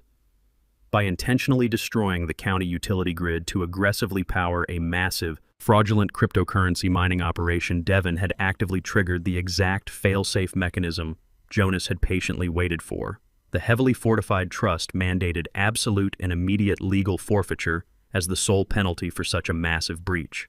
The physical structure of the farmhouse instantly reverted completely back into the ironclad possession of Evelyn Holdings. The absolute reality of the devastating counterstrike finally broke through the blinding panic clouding the mind of Devin. He had arrogantly believed he was aggressively seizing a vast multi-million-dollar estate from a weak, completely defenseless, and entirely broken old man. Instead, he had meticulously orchestrated his own total, permanent obliteration. He did not own the sprawling acreage. He did not possess the extremely valuable mineral rights. Now he did not even legally own the drywall, the floors, or the glass windows he stood behind. Devin stared blankly at his father, fully realizing he owned absolutely nothing here at all today. Megan stared at the crisp white pages resting on the polished hood of the silver sedan. The absolute reality of her sudden eviction crashed into her consciousness, instantly replacing her shock with pure, unadulterated rage. She lunged forward with sudden, violent energy. Her manicured hands aggressively snatched the original property deeds and trust documents right off the metal surface. She did not bother reading a single printed word. She began violently tearing the heavy watermarked paper into tiny, jagged shreds. She screamed wildly into the humid Tennessee air, throwing the ruined pieces of the legal documents directly into the deep, muddy puddles surrounding the driveway. Attorney Hayes did not flinch or attempt to stop her destructive tantrum. He calmly watched her destroy the physical copies, projecting total indifference. He possessed digital backups and highly secure master files locked safely inside a downtown vault. Destroying the paper achieved absolutely nothing but displaying her profound lack of control. Megan aggressively dug into her expensive designer handbag and pulled out her sleek mobile phone. Her hands shook violently as she aggressively stabbed the touchscreen, dialing the direct private number of her elite corporate attorney located in the city. She paced frantically back and forth across the wet gravel, her high heels sinking deeply into the thick mud. She aggressively hit the speakerphone button, demanding maximum volume so Jonas could hear her impending victory. She screamed into the microphone, wildly demanding an immediate emergency legal injunction against her father-in-law. She shrieked that Jonas and his corrupt local lawyer were actively attempting a highly illegal, fraudulent, hostile takeover of her marital assets. She explicitly ordered her city attorney to instantly freeze the generational trust and legally force Jonas to surrender the entire property directly back to her husband Devin today without delay. The deep, heavily strained voice of the corporate attorney echoed sharply from the small speaker of the mobile phone, cutting through the thick humidity of the rural property. He did not offer a polite greeting or attempt to calm the frantic, screaming woman. He delivered his response with cold, absolute, and entirely devastating professional detachment. He explicitly commanded Megan to stop speaking immediately and listen carefully to the catastrophic legal reality currently unfolding inside his downtown office. He firmly stated that obtaining a civil injunction against the generational trust was entirely impossible and completely irrelevant right now. The severe crisis they were facing had absolutely nothing to do with residential property disputes or local family court proceedings. The attorney explicitly revealed that the massive commercial bank in New York had not simply canceled the highly fraudulent mortgage application. They had actively triggered a massive, automated federal response protocol. He detailed how the financial institution possessed irrefutable forensic evidence that Devin had knowingly submitted a completely forged guarantor signature to illegally secure $400,000 in commercial credit.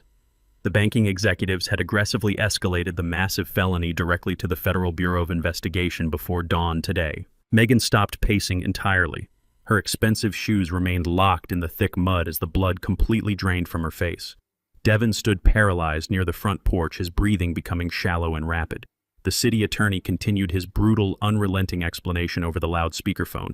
He explicitly outlined the exact trajectory of the stolen funds. He revealed that Devin had not simply held the fraudulent bank money in a standard local checking account.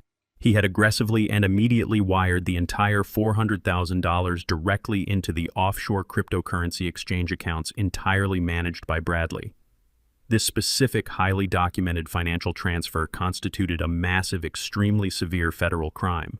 Because the illegally obtained commercial funds had intentionally crossed state lines and entered an unregistered digital financial network, the jurisdiction instantly shifted from a local fraud charge to a massive federal investigation. The undeniable digital paper trail was permanently cemented in the banking system, leaving absolutely zero room for plausible deniability. The attorney heavily emphasized the absolute undeniable severity of the situation. He explicitly informed Megan and Devin that they were no longer dealing with a simple banking error or a local property disagreement. They were now the primary targets of a highly active, fully mobilized federal wire fraud and money laundering investigation. The Department of Justice was actively constructing a massive criminal case against them right at this very second. The lawyer revealed that federal agents had already aggressively raided the downtown media agency offices, seizing all corporate hard drives, communication logs, and financial ledgers. He explicitly advised Megan that her complete financial ruin was no longer a future possibility, but an absolute, undeniable current reality. He firmly instructed her to cease all immediate contact with him, explicitly stating that his prestigious firm was formally dropping her as a client due to the massive federal criminal exposure. He aggressively warned them both not to attempt to flee the state, as federal warrants were highly likely to be issued before the end of the business day. The line went completely dead with a sharp, heavy click. The devastating silence that followed was heavier than the torrential storm that had passed through earlier. The absolute magnitude of their total destruction was finally comprehensively clear. They had intentionally tried to steal a simple farm, and in the very process, they had actively triggered the full crushing weight of the federal government directly onto their own exposed heads. Megan stood completely frozen on the wet gravel driveway, her manicured hand hovering uselessly in the humid air. The heavy mobile phone slipped from her loosened grip and dropped violently onto the damp earth, the expensive glass screen shattering instantly against a sharp stone. She did not look down at the broken device. She slowly turned her head, fixing her wide, terrified eyes entirely upon her husband. The profound, unadulterated realization of her complete permanent ruin completely shattered her carefully manufactured corporate composure. She forcefully lunged across the short distance separating them and aggressively slapped Devin hard across the face. The sharp, violent crack of her hand striking his cheek echoed loudly across the quiet 50-acre property. She viciously cursed him, screaming at the top of her lungs that he was a completely useless, pathetic failure who had intentionally dragged her directly into a massive federal prison sentence. Devin absorbed the physical blow without making a single sound. He remained entirely paralyzed near the wooden porch, his deeply arrogant facade fully and permanently destroyed. The slick city businessman was entirely gone, replaced by a terrified, broken shell of a man facing the absolute end of his entire existence. His shallow breathing hitched violently in his chest as he slowly turned his red, stinging face away from his screaming wife. He looked directly at Jonas, standing calmly near the silver sedan. Devin silently pleaded, with his eyes desperately begging his father for a miraculous rescue from the catastrophic federal nightmare he had explicitly engineered. Jonas simply looked at his son for one long, utterly silent second. He did not offer a single word of comfort, mercy, or forgiveness. Jonas turned his back on the pathetic scene and walked slowly, deliberately into the dark shadows of the renovated barn. The suffocating humidity of the late afternoon rapidly deteriorated into a violently oppressive evening as the heavy Tennessee sky completely blackened. Night fell with a brutal and sudden intensity, completely swallowing the sprawling 50-acre property in absolute pitch darkness. The torrential rainstorm that had temporarily paused earlier in the day resumed with a terrifying, unrelenting violence. Thick, freezing sheets of water hammered viciously against the metal roof of the renovated barn, creating a deafening mechanical roar that drowned out the distant rumbling of thunder. The wind howled aggressively across the flooded pastures, whipping the heavy rain into sharp, stinging projectiles. Devin stumbled blindly through the absolute darkness of the ruined yard. The luxury SUV was completely gone. Megan had aggressively demanded an immediate divorce and sped away hours ago, leaving him entirely stranded in the freezing downpour. His tailored city suit was entirely soaked through, clinging heavily to his shivering, pathetic frame. His expensive leather shoes slipped wildly in the deep, churning mud left behind by the departed patrol cruisers. He dragged himself forcefully toward the towering silhouette of the barn. A single warm yellow light glowed faintly from a small window near the heavy wooden doors, offering the only remaining beacon of hope in his totally shattered universe. Devin threw his entire body weight against the solid oak barrier. He raised his freezing, mud-caked hands and began violently pounding his clenched fists against the thick, unyielding wood. The rough timber scraped the skin from his knuckles, but he completely ignored the sharp physical pain. The freezing rain washed heavily down his pale, terrified face, mixing freely with his desperate, flowing tears. He aggressively slammed his palms against the doorframe, screaming over the deafening roar of the raging thunderstorm. His voice cracked with pure, unadulterated desperation as he begged for shelter from the brutal elements. He violently banged his clenched fists again, very loudly, screaming the word "Dad" into the freezing wind for the very first time in 5 long, arrogant years. He frantically pleaded for his aging father to quickly show him total, unconditional mercy right now, tonight. Devin leaned his exhausted forehead directly against the rough, freezing timber of the heavy barn door. He rapidly gasped for air, actively choking on his own flowing tears and the relentless driving rain. He began shouting wildly through the thick wood, projecting his panicked voice directly into the dry, secure sanctuary where Jonas quietly waited.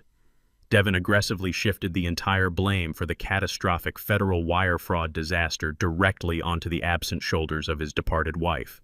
He frantically screamed that Megan was the true criminal mastermind behind the incredibly destructive financial plot.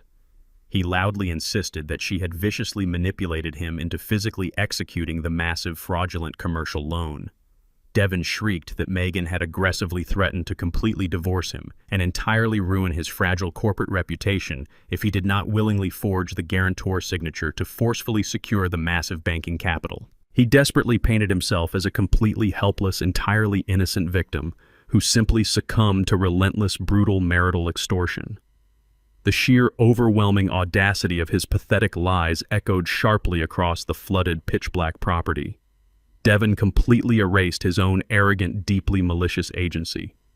He fully ignored the undeniable, absolute reality that he had personally and intentionally orchestrated the severe legal assault against his own father. Devin slowly slid his soaking wet hands down the massive wooden barrier, losing the last microscopic ounce of his remaining physical strength. He violently dropped completely to his bruised knees, sinking heavily into the freezing, deep Tennessee mud. The filthy water instantly soaked through the expensive fabric of his ruined tailored trousers, chilling his entire body to the absolute bone. He aggressively clawed at the wet earth, totally abandoning every remaining shred of his deeply manufactured corporate pride. Devin tilted his head backward, looking blindly up into the raging, punishing thunderstorm, and began begging with a pure, unadulterated, sickening desperation. He wildly ordered Jonas to immediately authorize a massive emergency cash withdrawal directly from the deeply buried, heavily fortified accounts of Evelyn Holdings. He screamed that the generational trust contained more than enough liquid capital to instantly erase the $400,000 commercial debt and permanently satisfy the aggressive federal investigators. He shrieked that Jonas possessed the ultimate legal power to single-handedly stop the impending, totally devastating criminal indictment. He repeatedly shouted that the highly active FBI agents would entirely halt their massive criminal probe if the original stolen funds were quickly and completely restored to the commercial bank immediately. Devin aggressively wept into the dark storm, loudly demanding that his father willingly sacrifice the entire generational legacy to physically block his deeply arrogant son from entering a cold, federal prison cell. He frantically commanded Jonas to blindly clean up the massive, catastrophic wreckage of his entirely selfish, thoroughly malicious ambition. The brutal freezing rain battered his shaking shoulders as he violently pounded the muddy ground with his raw fists. He aggressively promised to completely disappear forever if Jonas would just legally authorize the massive financial wire transfer right now. He sobbed uncontrollably into the freezing rain, completely ignoring the absolute fact that he had spent the entire past week aggressively trying to steal that exact same fortified trust fund by forcing his father into a locked psychiatric ward. The dark storm violently drowned out his pathetic, completely hypocritical wailing. The heavy iron latch suddenly scraped loudly from within the barn, instantly silencing the frantic screaming of the broken predator. The massive wooden door swung slowly inward, cutting a sharp, brilliant wedge of bright yellow light across the flooded, pitch-black driveway. Jonas stood silently framed in the warm doorway, perfectly dry and entirely composed. He did not extend a loving hand to pull his shivering son out from the freezing Tennessee mud. He simply looked down at the pathetic, completely shattered shell of the arrogant man he had raised. Jonas smoothly reached behind the heavy doorframe and calmly retrieved a dark, soaked object. He tossed it forward with absolute, entirely merciless precision. The heavy, waterlogged fabric of Devin's discarded, expensive tailored coat landed with a loud, wet slap directly onto the churning mud right beside his bruised knees. Jonas stared coldly into the wide, utterly terrified eyes of his son. He spoke with a quiet, devastatingly brutal authority that instantly cut entirely through the howling storm. Jonas explicitly reminded Devin of the exact unforgivable moment just 1 week ago when he had aggressively ordered his own aging father to permanently vacate the farmhouse simply to harbor a wanted federal fugitive and a massive illegal cryptocurrency operation. Jonas stated clearly that true family does not maliciously execute hostile takeovers against their own blood. He stated that the absolute consequences of federal fraud were now exclusively his alone to blindly navigate. Jonas took one slow, deliberate step backward into the warm, illuminated interior of the secure barn. He stared deeply into the dark, punishing void for one final second. He firmly gripped the thick iron handle and pulled the massive oak door shut.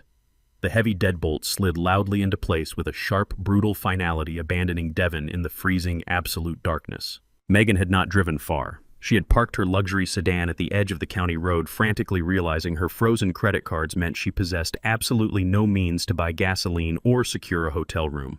She had aggressively trudged back through the mud, dragging her heavy designer luggage toward the main farmhouse just as Devin was violently rejected from the barn. The harsh roar of a heavy diesel engine violently sliced through the deafening sound of the relentless thunderstorm. Devin had forcefully shattered the glass of the utility lockbox inside the main mudroom, successfully securing the spare set of keys to the massive heavy-duty pickup truck belonging to Jonas. The massive vehicle idled aggressively in the flooded driveway, its bright halogen headlights cutting a stark white path through the freezing driving rain. Devin and Megan furiously threw their soaked, incredibly expensive leather luggage directly into the open, rusted bed of the farm truck. They were entirely operating on pure, unadulterated adrenaline and blinding panic. Their singular, desperate objective was to immediately flee the county jurisdiction before the impending federal warrants officially dropped into the local law enforcement database. Devin scrambled aggressively into the driver's seat, his wet clothes soaking the worn upholstery. Megan forcefully slammed the heavy passenger door shut, locking it instantly. The cold interior of the truck smelled faintly of motor oil and wet earth, a harsh contrast to the pristine leather of the luxury vehicles they had permanently lost. Devin gripped the thick steering wheel, his knuckles entirely white, completely ignoring the absolute reality that stealing a registered vehicle would drastically multiply their existing legal devastation. He aggressively jammed the heavy transmission into gear, violently slamming his foot directly down onto the accelerator pedal to initiate their desperate escape incredibly fast right now tonight. The massive heavy-duty tires of the agricultural pickup truck spun wildly in the thick Tennessee mud before finally finding solid traction on the underlying gravel driveway. Devin aggressively steered the heavy vehicle toward the main county road, the powerful diesel engine roaring furiously into the pitch-black night. He stared blindly through the actively swishing windshield wipers, his entire body shaking violently with absolute unchecked terror. The wide illuminated path of the bright halogen headlights perfectly framed the towering wrought iron security gates positioned precisely at the primary edge of the sprawling 50-acre generational estate.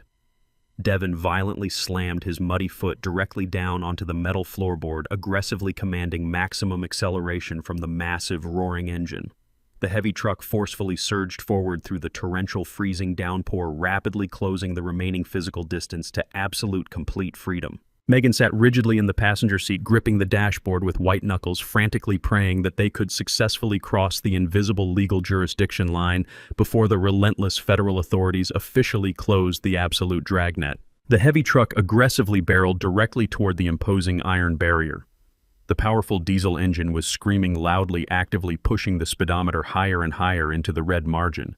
Suddenly, precisely as the heavy front bumper physically breached the final concrete boundary perimeter marker, the massive engine violently sputtered. A sharp, terrifying mechanical clicking noise completely overwhelmed the interior cabin. The dashboard lights instantly flickered wildly before dying completely in absolute total darkness. The powerful engine entirely completely shut down, aggressively choking on a forced absolute fuel starvation protocol. The heavy truck violently lunged forward on pure raw momentum, completely losing all functional power steering and vital braking assist capabilities. Devin desperately wrestled with the heavy, lifeless steering wheel, violently pumping the dead brake pedal with his soaking wet foot. The heavy truck aggressively skidded wildly across the completely saturated gravel, violently sliding sideways before slamming heavily into a deep, muddy ditch located directly parallel to the unyielding iron gates. The heavy wrought iron perimeter gates, previously resting wide open, suddenly engaged with a loud, aggressive mechanical whine. The thick steel doors smoothly swung entirely shut, forcefully locking together with a massive, sharp metallic clank that completely severed their desperate escape route. Devin aggressively punched the lifeless steering wheel, screaming wildly into the silent, frozen cabin. He desperately twisted the ignition key, but the engine remained totally, absolutely dead. He violently shoved his heavy door open, stepping out into the freezing, relentless storm. He turned his head and stared aggressively back up the long, dark driveway. Jonas stood perfectly calm on the illuminated wooden porch of the main farmhouse, completely shielded from the freezing, driving rain. Jonas held a sleek, digital smart home remote securely in his steady right hand. The bright screen glowed softly in the dark. 4 years ago, when Devin first began actively displaying dangerous financial arrogance, Jonas had thoroughly upgraded the estate security network. He had systematically wired the primary agricultural truck with a highly advanced military-grade digital immobilizer directly synced to the perimeter boundary system. He had explicitly programmed the heavy vehicle to instantly completely shut down its core fuel injectors the exact second it physically crossed the main iron gates without receiving his own specific authorized biometric thumbprint scan. The silent digital trap had successfully executed its absolute flawless protocol. Jonas simply lowered the glowing remote, entirely ignoring the frantic, desperate screaming of his completely trapped son. Devin aggressively pounded his raw fists violently against the locked iron gates, aggressively demanding his immediate release right now, safely here tonight. Suddenly, a blinding barrage of intensely bright red and vibrant blue strobe lights violently cut directly through the pitch-black darkness of the main county highway. 4 massive, heavily armored federal tactical vehicles aggressively swerved off the slick asphalt, violently skidding onto the gravel shoulder. They rapidly formed an impenetrable semicircular barricade directly outside the locked iron gates, their intense high beams perfectly illuminating the completely trapped, heavily damaged farm truck. Devin spun around his chest, heaving violently, his eyes completely wide with absolute, unadulterated terror as heavily armed federal agents poured aggressively out of the dark vehicles. Megan sat completely paralyzed inside the dead truck, entirely unable to physically process the sheer devastating reality of the catastrophic situation. By intentionally attempting to violently flee a highly active federal jurisdiction utilizing a formally unregistered, explicitly stolen motor vehicle, they had successfully elevated their severe commercial fraud charges into immediate catastrophic federal flight offenses. The massive iron gates suddenly unlocked and smoothly swung open, activated remotely by the silent old man watching patiently from the distant wooden porch. The heavily armed federal agents aggressively flooded into the muddy property, their powerful tactical flashlights violently piercing the driving rain. A booming, completely unforgiving voice echoed sharply through a heavy digital bullhorn, aggressively ordering both Devon and Megan to immediately exit the stolen vehicle with their hands entirely visible and completely empty in the air.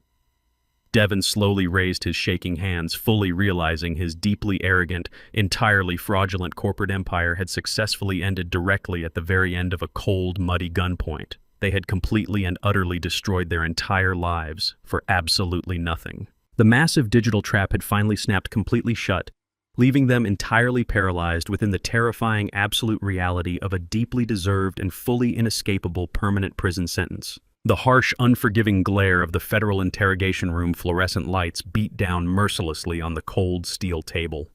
The sterile environment smelled faintly of industrial bleach and stale coffee, a stark contrast to the luxurious fragrances Megan was accustomed to breathing.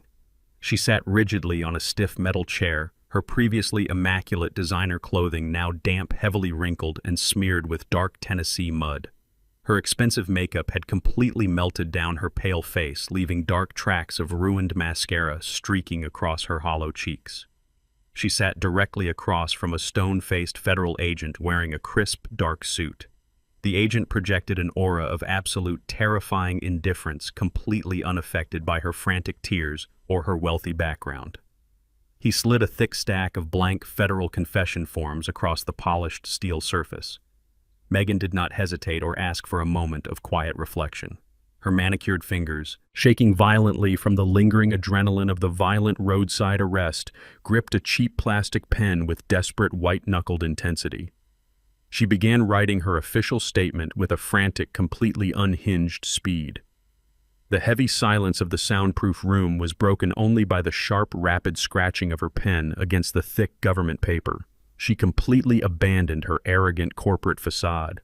The terrifying reality of a permanent federal prison sentence had entirely broken her spirit. She was now acting entirely on pure primal survival instinct, aggressively preparing to sacrifice the only person left in her ruined life to save herself. Megan aggressively pushed the completed pages across the cold steel table, entirely throwing her husband under the massive federal bus without a single ounce of hesitation or marital loyalty.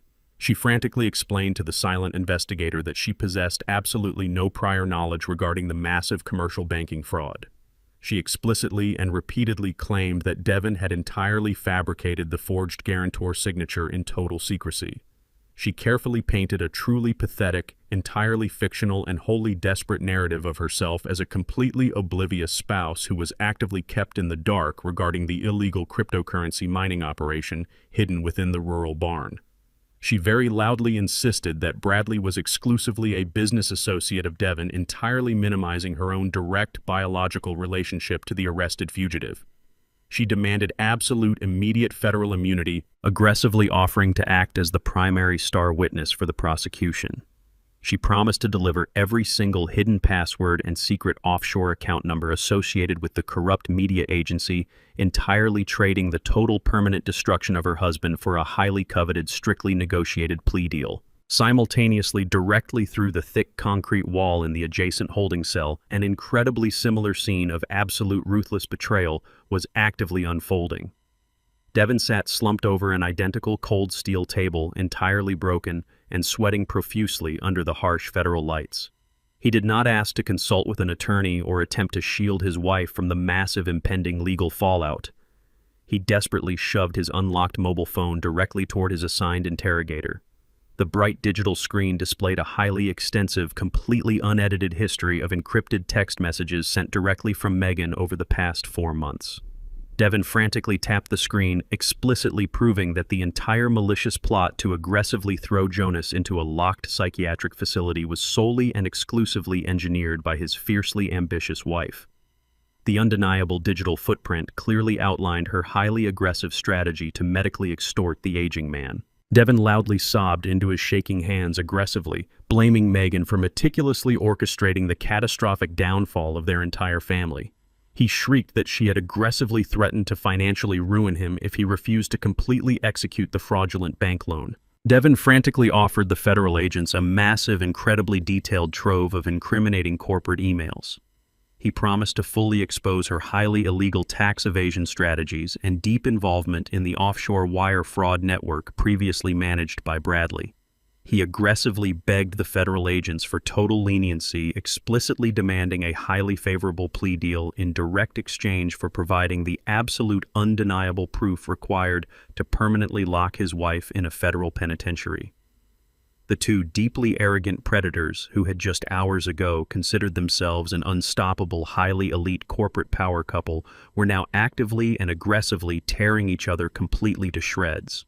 They entirely abandoned every single sacred vow and solemn promise they had ever legally made to one another, driven purely by the absolute suffocating terror of losing their physical freedom and immense luxury. The highly trained federal agents sat perfectly silent and completely motionless in their respective interrogation rooms, calmly documenting the massive, catastrophic, and completely irreversible implosion of a highly toxic, completely fraudulent modern marriage. They actively allowed the two terrified suspects to entirely execute one another via formal written confessions. Megan and Devon had arrogantly assumed they could completely outsmart the federal legal system by being the first to forcefully strike a bargain. Instead, they had simply provided the Department of Justice with a totally comprehensive, entirely irrefutable mountain of absolute criminal evidence.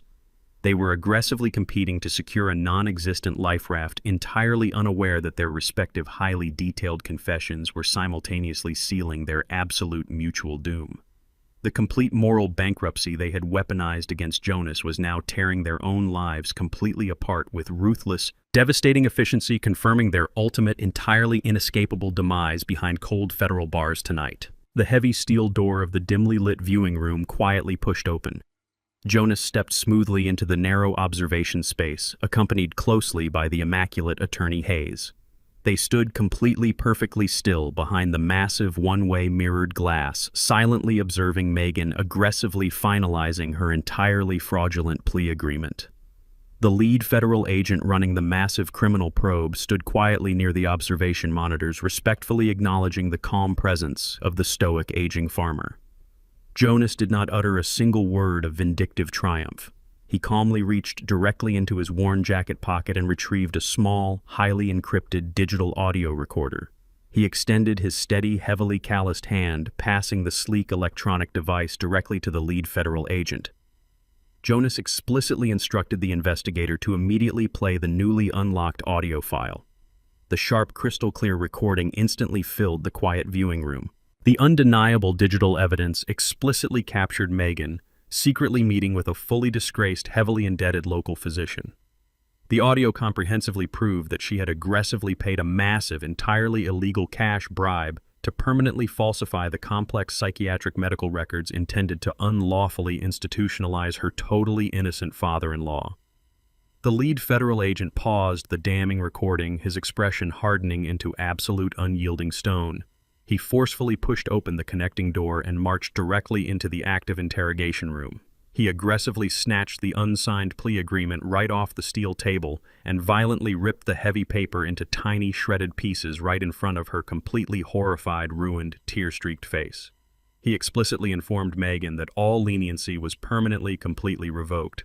The federal government was immediately proceeding to trial. The absolute digital guillotine had dropped entirely, flawlessly executing the completely ruthless, deeply arrogant predator.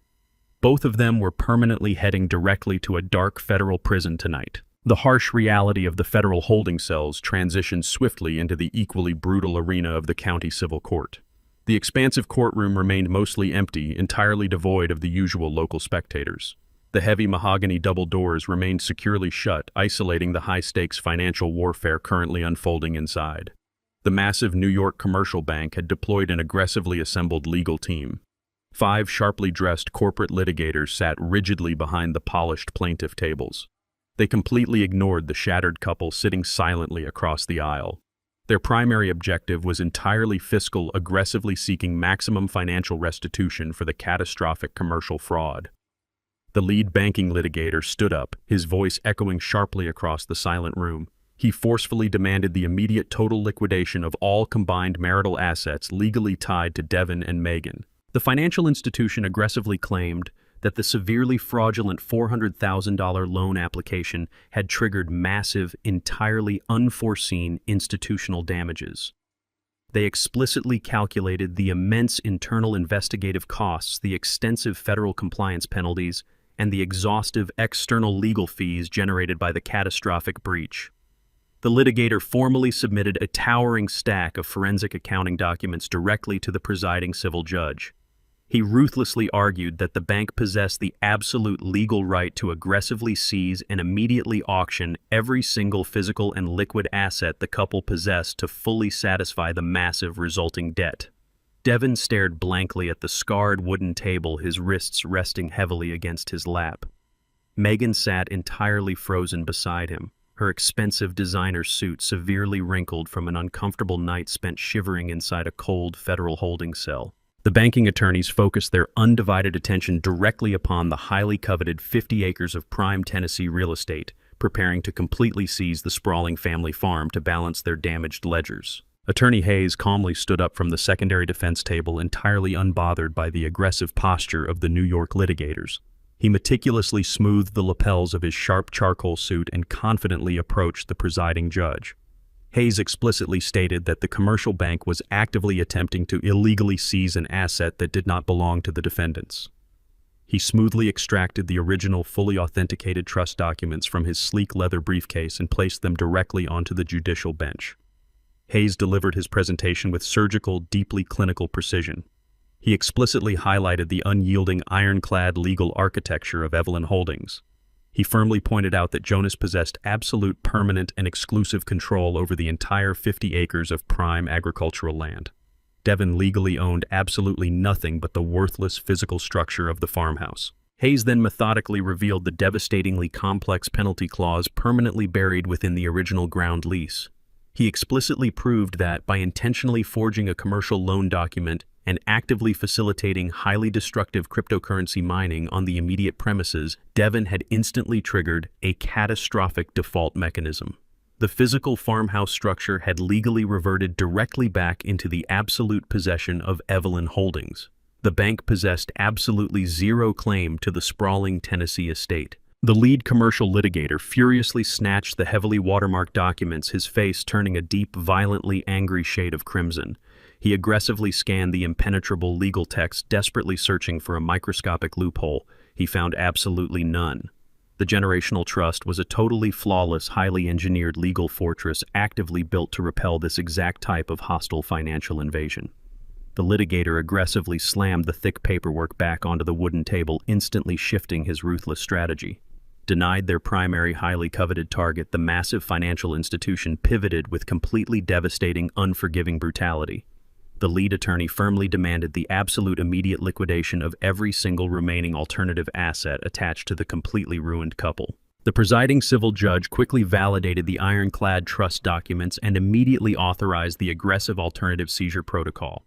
The swift, utterly brutal financial execution began entirely without mercy. The commercial bank actively mobilized to violently tear apart the remaining corporate facade. They immediately seized total operational control of Megan's highly prized downtown media agency. The litigator explicitly informed her that every single valuable client contract, all existing office equipment, and her entire commercial operating budget were instantly confiscated to satisfy the massive investigative fees. Megan gasped loudly, her hands flying directly to her pale mouth as the entire business she had ruthlessly built was entirely wiped away. The bank did not stop there. The litigator aggressively secured an immediate judicial order to legally seize Devon's incredibly expensive, thoroughly mortgaged luxury apartment located squarely in the city. The bank formally authorized the complete draining of their heavily inflated personal retirement accounts, their shared liquid stock portfolios, and their private high-yield mutual funds. The judge methodically stamped every single liquidation order with a heavy, completely deafening mechanical thud. Each sharp strike of the wooden gavel permanently erased another massive piece of their highly arrogant, completely superficial lifestyle. Devon slumped forward heavily, burying his bruised face directly into his trembling hands. The staggering weight of absolute poverty crashed violently down upon him. He had spent his entire professional career aggressively pretending to be an immensely wealthy, entirely self-made corporate titan. Now he did not even possess enough liquid capital to ever hire a legal defense attorney. The stark reality of his complete financial destruction was entirely, utterly inescapable here today, leaving him completely, profoundly, terribly alone inside this empty room right now. The massive mahogany doors at the very rear of the expansive courtroom suddenly burst open. Megan's wealthy, deeply arrogant parents rushed frantically into the cold civil chamber, their faces pale with unadulterated panic. They had completely ignored their daughter's illegal activities for years, actively enabling her profoundly toxic behavior, but the absolute reality of her impending federal prison sentence finally shattered their comfortable suburban ignorance. Her father aggressively approached the polished wooden barrier separating the gallery from the active legal proceedings. He wildly waved a thick corporate checkbook directly at the lead banking litigator, aggressively offering to immediately purchase the entire commercial debt in full. He loudly screamed that his personal liquid wealth could instantly satisfy the massive financial judgment and permanently halt the aggressive liquidation protocol right now. The presiding civil judge slammed his wooden gavel down with terrifying absolute authority, instantly silencing the frantic man. He stared down at Megan's parents with total, unwavering judicial contempt. The judge explicitly informed them that the commercial bank was not operating independently. They were actively executing a fully coordinated asset forfeiture directly attached to an active federal money laundering investigation. The court entirely refused to halt the aggressive federal seizure, explicitly stating that no amount of private familial wealth could ever bypass the rigid parameters of a Department of Justice indictment. Megan began sobbing violently, completely realizing her wealthy parents possessed absolutely zero power to manipulate this specific catastrophic reality. Everything Devin and Megan had arrogantly built, heavily relying upon Jonas's hidden financial support, was instantly and completely wiped out by a single devastating stroke of the judge's gavel.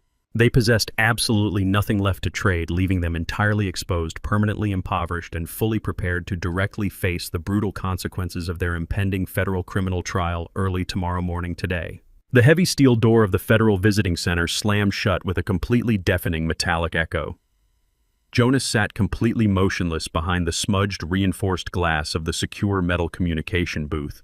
He placed his heavily calloused hands flat against the cold metal counter, waiting in absolute, unyielding silence. A secondary door opened on the opposite side of the barrier. A heavily armed federal guard aggressively escorted Devin directly into the sterile visiting area. Devin was physically stripped of his expensive tailored suits and designer watches. He wore a stiff, bright orange federal prison jumpsuit that hung loosely around his completely defeated frame. His expensive leather shoes were perfectly replaced by cheap canvas standard institutional footwear. He shuffled slowly toward the communication booth, completely lacking his former aggressive, highly manufactured corporate swagger. Devin sat down heavily on the bolted metal stool. He lifted his head, revealing eyes that were entirely hollow, deeply sunken, and completely stripped of all his previous relentless arrogance.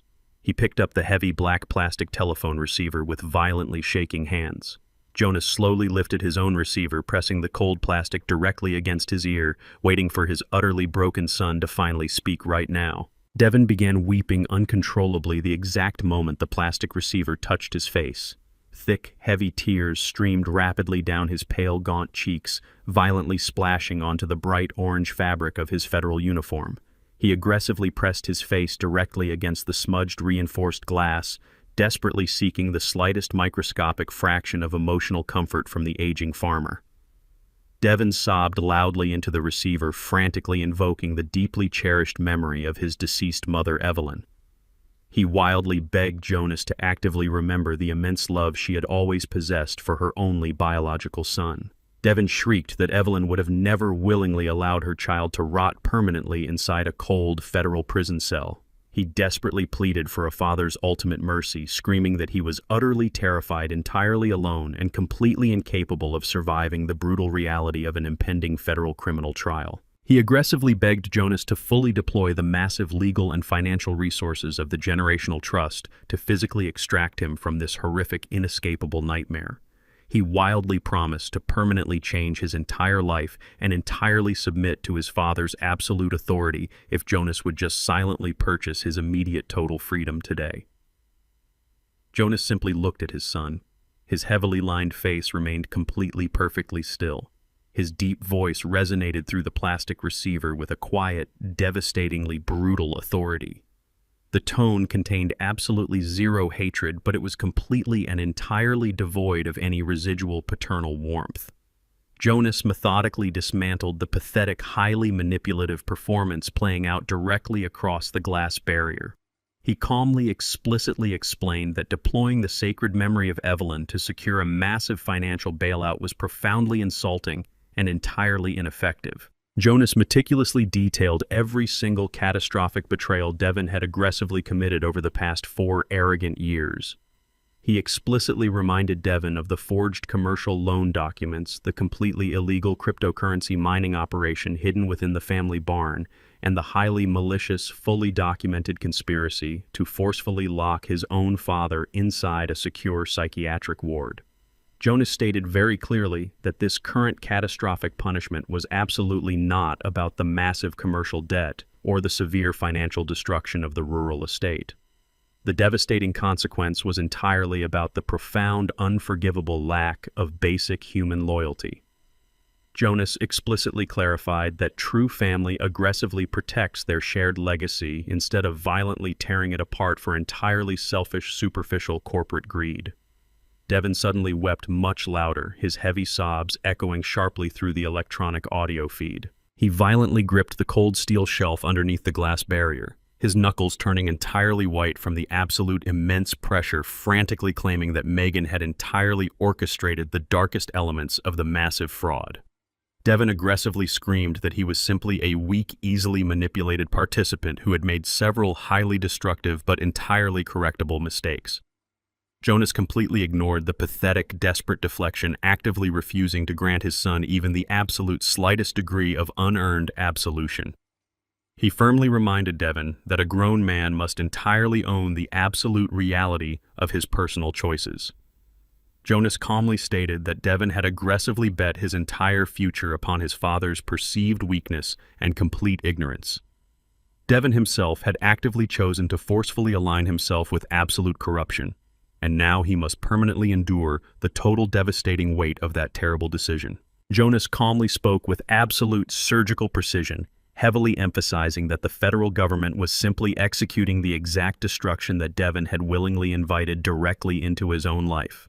He explicitly declared that Devon was no longer viewed as a beloved family member, but strictly recognized as a highly dangerous, completely toxic external threat that had to be surgically neutralized to ensure the permanent survival of the historical farm.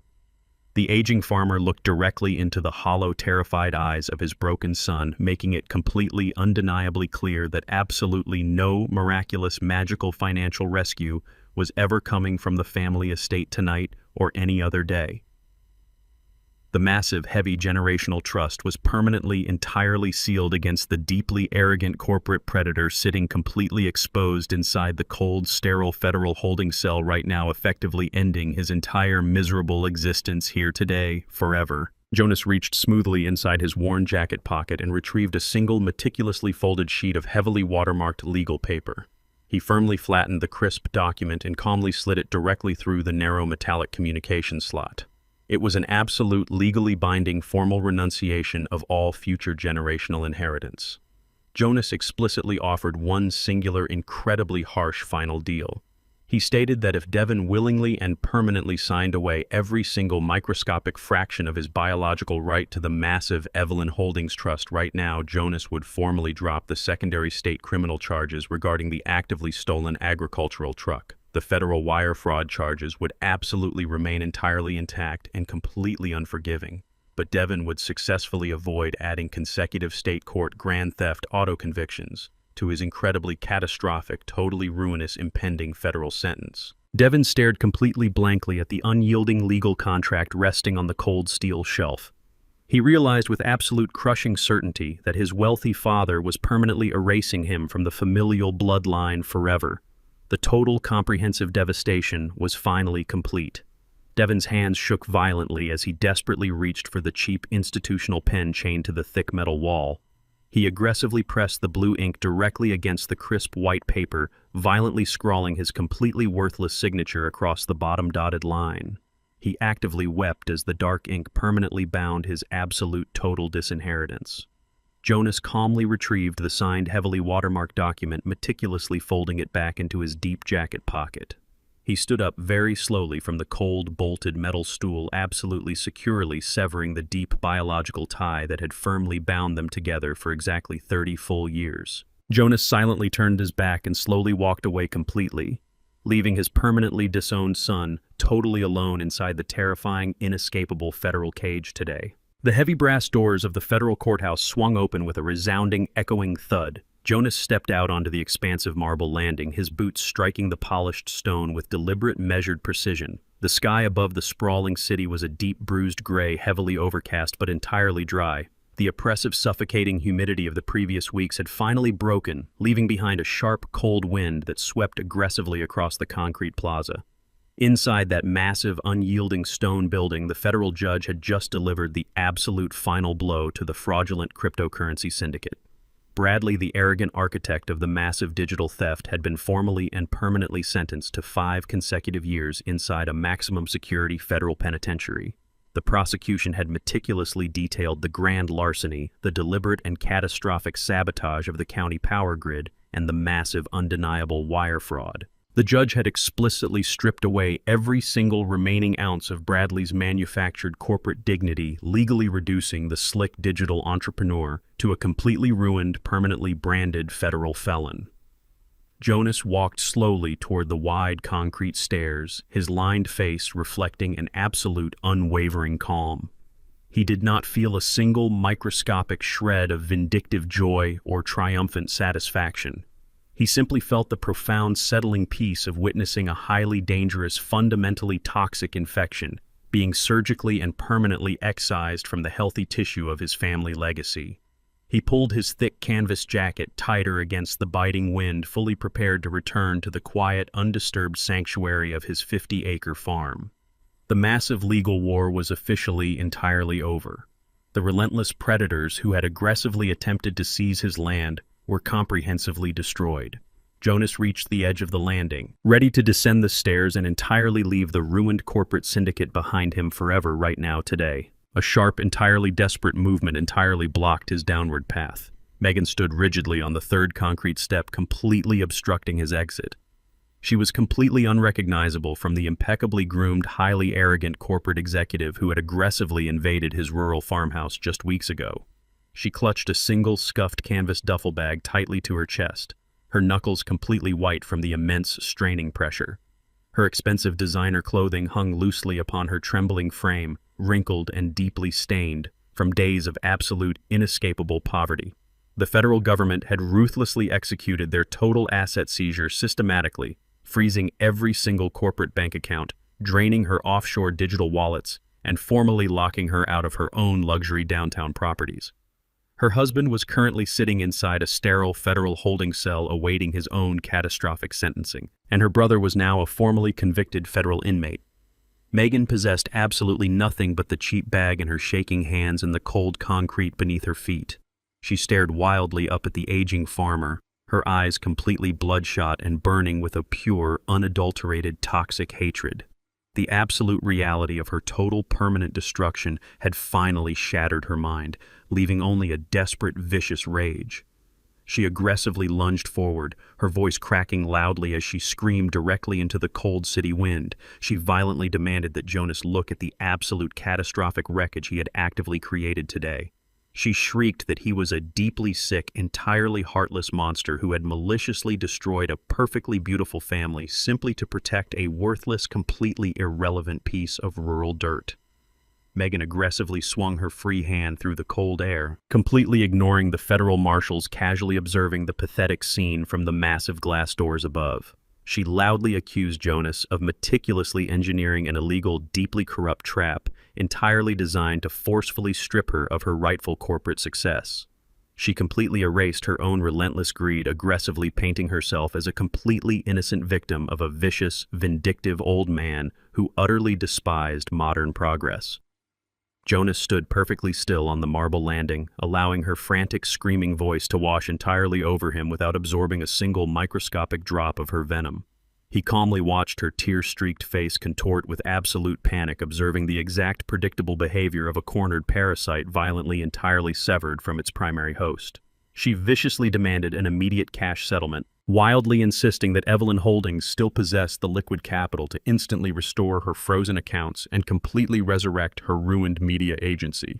She aggressively threatened to contact the city press loudly, promising to ruthlessly destroy his public reputation by exposing his extreme cruelty to the entire world. Megan screamed that he owed her absolute financial restitution for actively ruining the bright, highly lucrative future she was legally entitled to possess.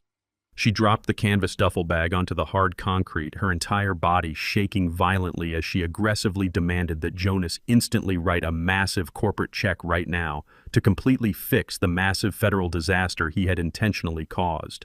The sheer overwhelming audacity of her desperate demands echoed loudly across the cold, open plaza. She aggressively stepped closer, invading his physical space, violently demanding that he immediately acknowledge the catastrophic pain he had actively inflicted upon her broken life today. Her shrill voice carried across the empty steps, utterly devoid of logic, desperate to shift the crushing guilt weighing entirely upon her own entirely corrupt, completely guilty soul, directly onto him forever right now. He simply listened patiently, utterly unbothered by the completely erratic, totally violent display today. Jonas stopped completely still upon the cold marble stairs. He slowly turned his head, fixing his dark, piercing eyes directly upon the violently trembling, completely ruined woman. His heavily lined face remained an absolute, impenetrable mask of total calm. He did not raise his deep voice, nor did he physically flinch under her aggressive, toxic verbal assault. He smoothly reached back into the darkest corners of their deeply toxic history, entirely retrieving the exact, incredibly arrogant phrase she had aggressively spat directly into his ear just over 1 single month ago. Jonas explicitly reminded Megan of the cold, deeply patronizing phone call where she had ruthlessly commanded him to silently surrender his life. He quietly stated that she had forcefully told him that if he did not entirely like the new living arrangement, he should simply sell his own property. Jonas stepped forward, his commanding presence actively forcing her to completely retreat down the concrete steps. He explicitly declared that he had thoroughly evaluated her unsolicited corporate advice. He coldly stated that he ultimately chose to effectively sell her entirely off instead. The completely brutal, entirely unyielding verbal strike instantly silenced her frantic screaming. Megan stood completely paralyzed on the wide stairs, her jaw trembling violently as the absolute finality of his dark words completely crushed her. Jonas did not offer another single glance. He smoothly descended the remaining stairs, actively bypassing her entirely ruined form. He confidently and deliberately stepped directly into the massive, heavy driver's seat of his idling, heavy agricultural pickup truck. The massive diesel engine roared loudly as he swiftly drove completely away permanently, leaving Megan entirely alone on the freezing concrete steps to actively face her completely cold, utterly desolate, entirely destroyed permanent future without absolutely any remaining hope forever right here, right now, today. The brilliant Tennessee sun burned brightly over the sprawling 50-acre estate, casting sharp golden light across the heavily saturated pastures. The violent, unrelenting thunderstorm of the previous night had completely dissipated, leaving behind a perfectly clear, crisp morning that felt entirely like a profound physical rebirth. Inside the main living room of the farmhouse, the suffocating, oppressive mechanical hum of the massive cryptocurrency operation was permanently silenced. Jonas stood firmly in the very center of the heavily damaged space, holding a massive steel-headed sledgehammer tightly in his calloused hands. His broad shoulders rolled backward as he forcefully hoisted the heavy tool high into the quiet air. He swung the heavy sledgehammer downward with absolute, unyielding momentum. The solid steel head crashed violently into the remaining black metal server racks Bradley had hastily abandoned during the massive federal raid. The sharp, deafening sound of shattering plastic and twisting metal echoed loudly throughout the empty structural halls. Jonas did not swing the heavy tool out of blind, uncontrolled rage. He operated with a deeply methodical, entirely calculated, and highly clinical precision. He aggressively swung the heavy hammer again, violently smashing through a thick bundle of heavy copper wiring that had maliciously drained the local county power grid. He aggressively ripped the severed electrical cables directly out of the ruined drywall, forcefully tossing the destroyed synthetic components directly onto the scarred, burned floorboards. The massive toxic parasitic infection that had aggressively attempted to consume his historical family home was currently being physically and completely eradicated by his own two hands. Jonas struck the final standing aluminum chassis, completely collapsing the expensive digital hardware into a pathetic mangled pile of worthless metallic garbage. He lowered the heavy sledgehammer, his breathing perfectly steady and completely controlled. The brilliant morning light streamed brightly through the pristine glass windows, washing over the broken electronic ruins. The toxic corporate shadow that had severely choked his home was completely obliterated today. The crisp morning air flowing smoothly through the open wooden doors finally felt completely pure, perfectly clean, and entirely safe again inside his own house right now today. A convoy of heavy work trucks rolled smoothly up the long gravel driveway, signaling the arrival of a highly skilled team of trusted local carpenters. Jonas had explicitly hired the seasoned rural craftsmen to actively restore the immense physical damage inflicted upon the main residential structure.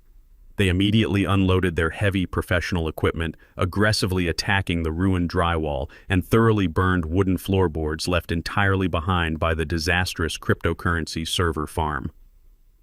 The sharp industrious sounds of spinning circular saws and rapid pneumatic nail guns completely replaced the highly toxic digital buzzing that had severely plagued the historical estate.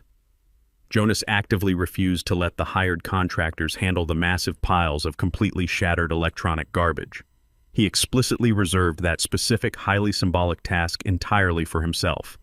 He heavily loaded his broad shoulders with massive armfuls of completely crushed server chassis, heavily tangled copper wiring, and destroyed cooling fans. He methodically carried every single ruined digital component directly across the sprawling property line to a massive industrial steel dumpster rented exclusively for this exact permanent purge. He forcefully hurled the twisted metal directly over the high rusted rim, listening to the heavy debris violently crash down into the absolute bottom of the hollow steel container. The methodical, totally exhausting physical labor actively mirrored the profound emotional extraction actively occurring deep within his own chest. Jonas aggressively returned to the main farmhouse and systematically gathered every single physical object that permanently linked his disgraced son to the generational estate. He aggressively cleared out Devin's old childhood bedroom, stripping the wooden shelves of all forgotten trophies, dusty corporate literature, and expensive tailored clothing Megan had explicitly deemed too rustic for their city penthouse. Jonas did not pack the personal items into neat cardboard boxes for future corporate storage. He aggressively carried the heavy loads entirely in his raw hands, marching repeatedly back and forth across the sunlit yard. He violently threw expensive silk ties, custom leather shoes, and framed corporate awards directly into the filthy industrial dumpster, allowing the expensive material items to land haphazardly upon the shattered, highly toxic digital servers. He was entirely removing every single microscopic trace of his deeply arrogant, totally corrupt son from the very foundation of the historical farm. The brutal, utterly, completely uncompromising physical eviction formally represented an absolute, totally permanent emotional severance. Devin had actively chosen to completely weaponize his own biological bloodline, maliciously utilizing his familial position to ruthlessly orchestrate a massive, highly illegal financial theft against his own father. Jonas was now actively reciprocating that dark betrayal by permanently erasing Devin from the physical and historical reality of the 50-acre Tennessee property. He aggressively threw the final stack of Devin's abandoned college textbooks directly into the deep steel dumpster. Jonas wiped the thick sweat from his lined forehead, staring down at the massive pile of entirely discarded memories and ruined digital ambition. He felt absolutely zero lingering regret or microscopic sorrow. He felt only a profound, incredibly clean sense of total survival. The deeply parasitic infection was completely physically removed, completely, entirely ripped directly from the very core of the solid wooden farmhouse. Jonas securely locked the heavy steel doors of the rented dumpster, completely, permanently sealing the dark, completely toxic corporate chapter of his entire life forever right now, today. The sharp, sudden ringing of his mobile phone instantly broke the quiet, peaceful silence settling over the sunlit Tennessee property. Jonas smoothly wiped his dusty hands across his thick canvas work trousers and calmly retrieved the vibrating device directly from his deep front pocket. It was an incoming call from Attorney Hayes. Jonas quietly answered the phone, pressing the small digital speaker directly against his ear. Hayes did not offer any unnecessary conversational pleasantries. He delivered the final incredibly crucial legal update with absolute clinical professional efficiency. Hayes explicitly confirmed that the final highly complex deed transfer was officially entirely complete. The massive New York commercial bank had successfully processed the absolute legal default initiated by the highly destructive cryptocurrency operation. They had formally and completely removed Devon's fraudulent name directly from the structural residential title. The completely worthless, heavily compromised residential deed was permanently dissolved. The physical farmhouse, the sprawling 50 acres of prime agricultural dirt, and the incredibly lucrative deep mineral rights were all officially safely consolidated entirely back under the absolute impenetrable protection of Evelyn Holdings. Hayes explicitly stated that the massive generational trust was now perfectly legally secured, forming an absolute, completely unbreakable financial fortress. Jonas listened entirely silently, feeling a profound, incredibly powerful wave of total, absolute closure wash entirely over him right now. The historical family legacy was permanently untouchable by anyone ever holding the dangerously entitled, entirely toxic status of a biological relative. He firmly thanked his fiercely loyal attorney and slowly, completely ended the phone call. Jonas calmly slid the mobile device back into his pocket, turning to look directly at the fully restored, entirely peaceful farmhouse standing completely proudly under the incredibly bright morning sun forever, entirely, completely, perfectly safe today, knowing his entire legacy would remain totally, permanently, perfectly protected right now. Jonas sat heavily upon the weathered oak bench positioned squarely on his wide front porch. A fresh steaming cup of bitter black coffee rested quietly on the scarred wooden table beside him. The ceramic mug radiated a comforting heat against the sharp morning chill. The dense Tennessee air smelled rich and heavy, completely saturated with the dark scent of wet agricultural soil and the sweet fragrance of newly blooming hydrangeas. The sprawling 50 acres stretching out before him were completely, entirely silent. The deafening mechanical roar of the destructive server farms was permanently eradicated, and the chaotic, frantic energy of his corrupt relatives was completely purged from the atmosphere. He breathed in the crisp air, filling his aged lungs with the pure, undisturbed essence of the rural landscape he had fought so ruthlessly to protect.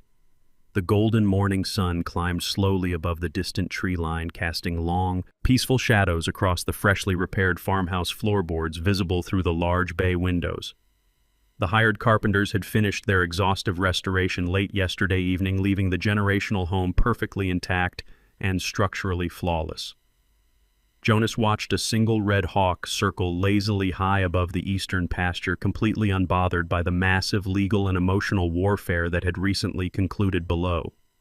The total absence of human noise was profoundly striking. There were absolutely no ringing cell phones, no aggressive demands for unearned corporate capital, and no toxic manipulation echoing through the wooden halls. The silence was not empty. It was incredibly heavy with absolute, undeniable victory. Jonas grasped the hot coffee mug with his calloused, deeply scarred hands, taking a slow, deliberate sip. The dark liquid burned pleasantly down his throat, grounding him entirely in the physical reality of his massive survival. He was now finally entirely, utterly, completely, totally alone today. He calmly placed the warm ceramic mug back onto the wooden table and slowly reached into the deep pocket of his thick canvas jacket. His rough fingers securely grasped the smooth, worn surface of a heavy leather journal. It officially belonged to his late wife, Evelyn. Jonas carefully extracted the thick diary and placed it gently upon his lap. The dark leather cover was completely smooth, entirely softened by decades of loving, careful handling. He slowly opened the heavy cover, gazing directly at the neat, precise handwriting filling the crisp white pages. A very brief, incredibly fleeting shadow of deep mourning suddenly passed over his weathered features. He actively allowed himself exactly one singular, entirely brief moment of pure sorrow for the innocent biological son he had officially completely lost forever. Devon had once been a bright, highly energetic child running entirely freely across these exact green pastures, fully surrounded by absolute parental love. That innocent boy had been completely erased by relentless corporate greed, highly toxic metropolitan ambition, and an absolutely insatiable hunger for unearned financial power. Devon had aggressively transformed into a ruthless, fully weaponized corporate predator, completely entirely willing to unlawfully institutionalize his own blood father simply to acquire a lucrative commercial estate. Jonas closed his dark eyes, acknowledging the devastating, tragic reality of that terrible, irreversible transformation. He fully realized that he could not ever magically resurrect the loving son Evelyn had originally birthed. The incredibly brief, highly intense shadow of paternal grief was completely and instantly extinguished by a profoundly deep, incredibly powerful sense of absolute enduring peace. Jonas opened his eyes, entirely shedding the final remaining microscopic drop of biological guilt. He had successfully, clinically, and meticulously excised the massive, highly malignant familial tumor that was actively, silently killing his entire life. The deep, parasitic infection deliberately introduced by Devon and completely magnified by Megan was now officially entirely obliterated from his physical existence. Jonas felt absolutely zero lingering regret regarding the devastatingly brutal, totally unforgiving federal consequences currently actively destroying their respective lives inside cold government cages right now. He felt only the pure, entirely cold, incredibly hard satisfaction of absolute, total survival. He had aggressively fought a massive, deeply asymmetrical financial war entirely designed to forcefully strip him of his generational property and his basic human dignity. Instead of quietly surrendering to their completely ruthless, highly sophisticated corporate execution, Jonas had methodically, completely disassembled their entire fraudulent empire brick by brick. He had legally weaponized the original foundational trust, actively trapping the arrogant thieves entirely inside their own complex, malicious architecture. They had arrogantly assumed his rural simplicity actively equaled profound intellectual weakness. They had fundamentally, catastrophically misunderstood the absolute fierce, totally unyielding, completely ruthless nature of a desperate father actively defending his sacred generational dirt. Jonas slowly turned the thick paper pages of the old leather journal, smoothly running his rough fingers directly over the beautiful handwriting of Evelyn. He was actively reading her gentle, incredibly loving passages, entirely describing the bright, fully beautiful future she had originally desperately wanted for their only child. Jonas calmly acknowledged that her beautiful, innocent dream was completely permanently dead today. The past was totally formally concluded right now. He had successfully entirely protected Evelyn Holdings from absolute, catastrophic, total ruin today. The sprawling green fields rolling completely smoothly toward the distant, bright southern horizon represented absolute, enduring, permanent victory. He breathed out slowly, completely and deeply satisfied with his permanent, ultimate, total familial victory over the dark corporate evil that had maliciously invaded his sacred private physical sanctuary forever right now today, completely, entirely, perfectly. Jonas slowly reached down toward the scarred wooden table and calmly picked up his heavy black cellular phone. He entirely purposefully unlocked the bright digital screen, firmly navigating directly into his extensive personal contact list. He scrolled precisely through the alphabetized names until he completely located the specific contact explicitly labeled for Devon. He stared entirely silently at the bright digital letters for exactly one singular microscopic second. He absolutely did not hesitate or physically flinch.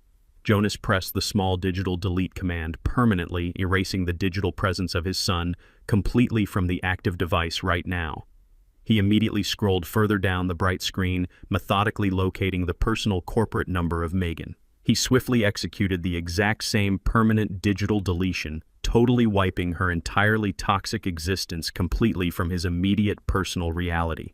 The absolute total digital purge was completely, entirely successfully finalized today. Jonas smoothly set the heavy black phone directly back down onto the wooden table, permanently disconnecting entirely from the chaotic, deeply fraudulent corporate metropolitan world forever. He slowly stood up from the comfortable oak bench, completely, entirely stretching his broad, heavily muscled shoulders under the incredibly bright morning sun. He calmly reached entirely across the wide wooden porch railing and firmly grasped a pair of heavy steel gardening shears.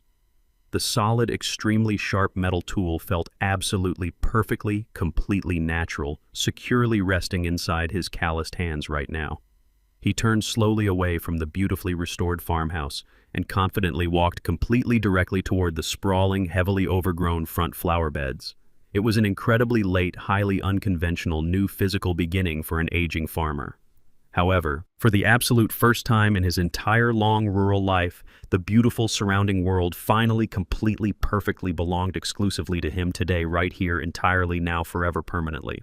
Allowing toxic individuals to systematically consume your life, even if they share your blood, ultimately destroys your own spirit. Reclaiming your peace often requires making devastatingly difficult choices to permanently sever ties with those who weaponize your affection. True victory is achieving peaceful survival and honoring yourself when ungrateful relatives choose absolute total betrayal. If you enjoyed this story, please like, comment, and subscribe to the channel. Share your thoughts on this intense conclusion below, right now, today, forever.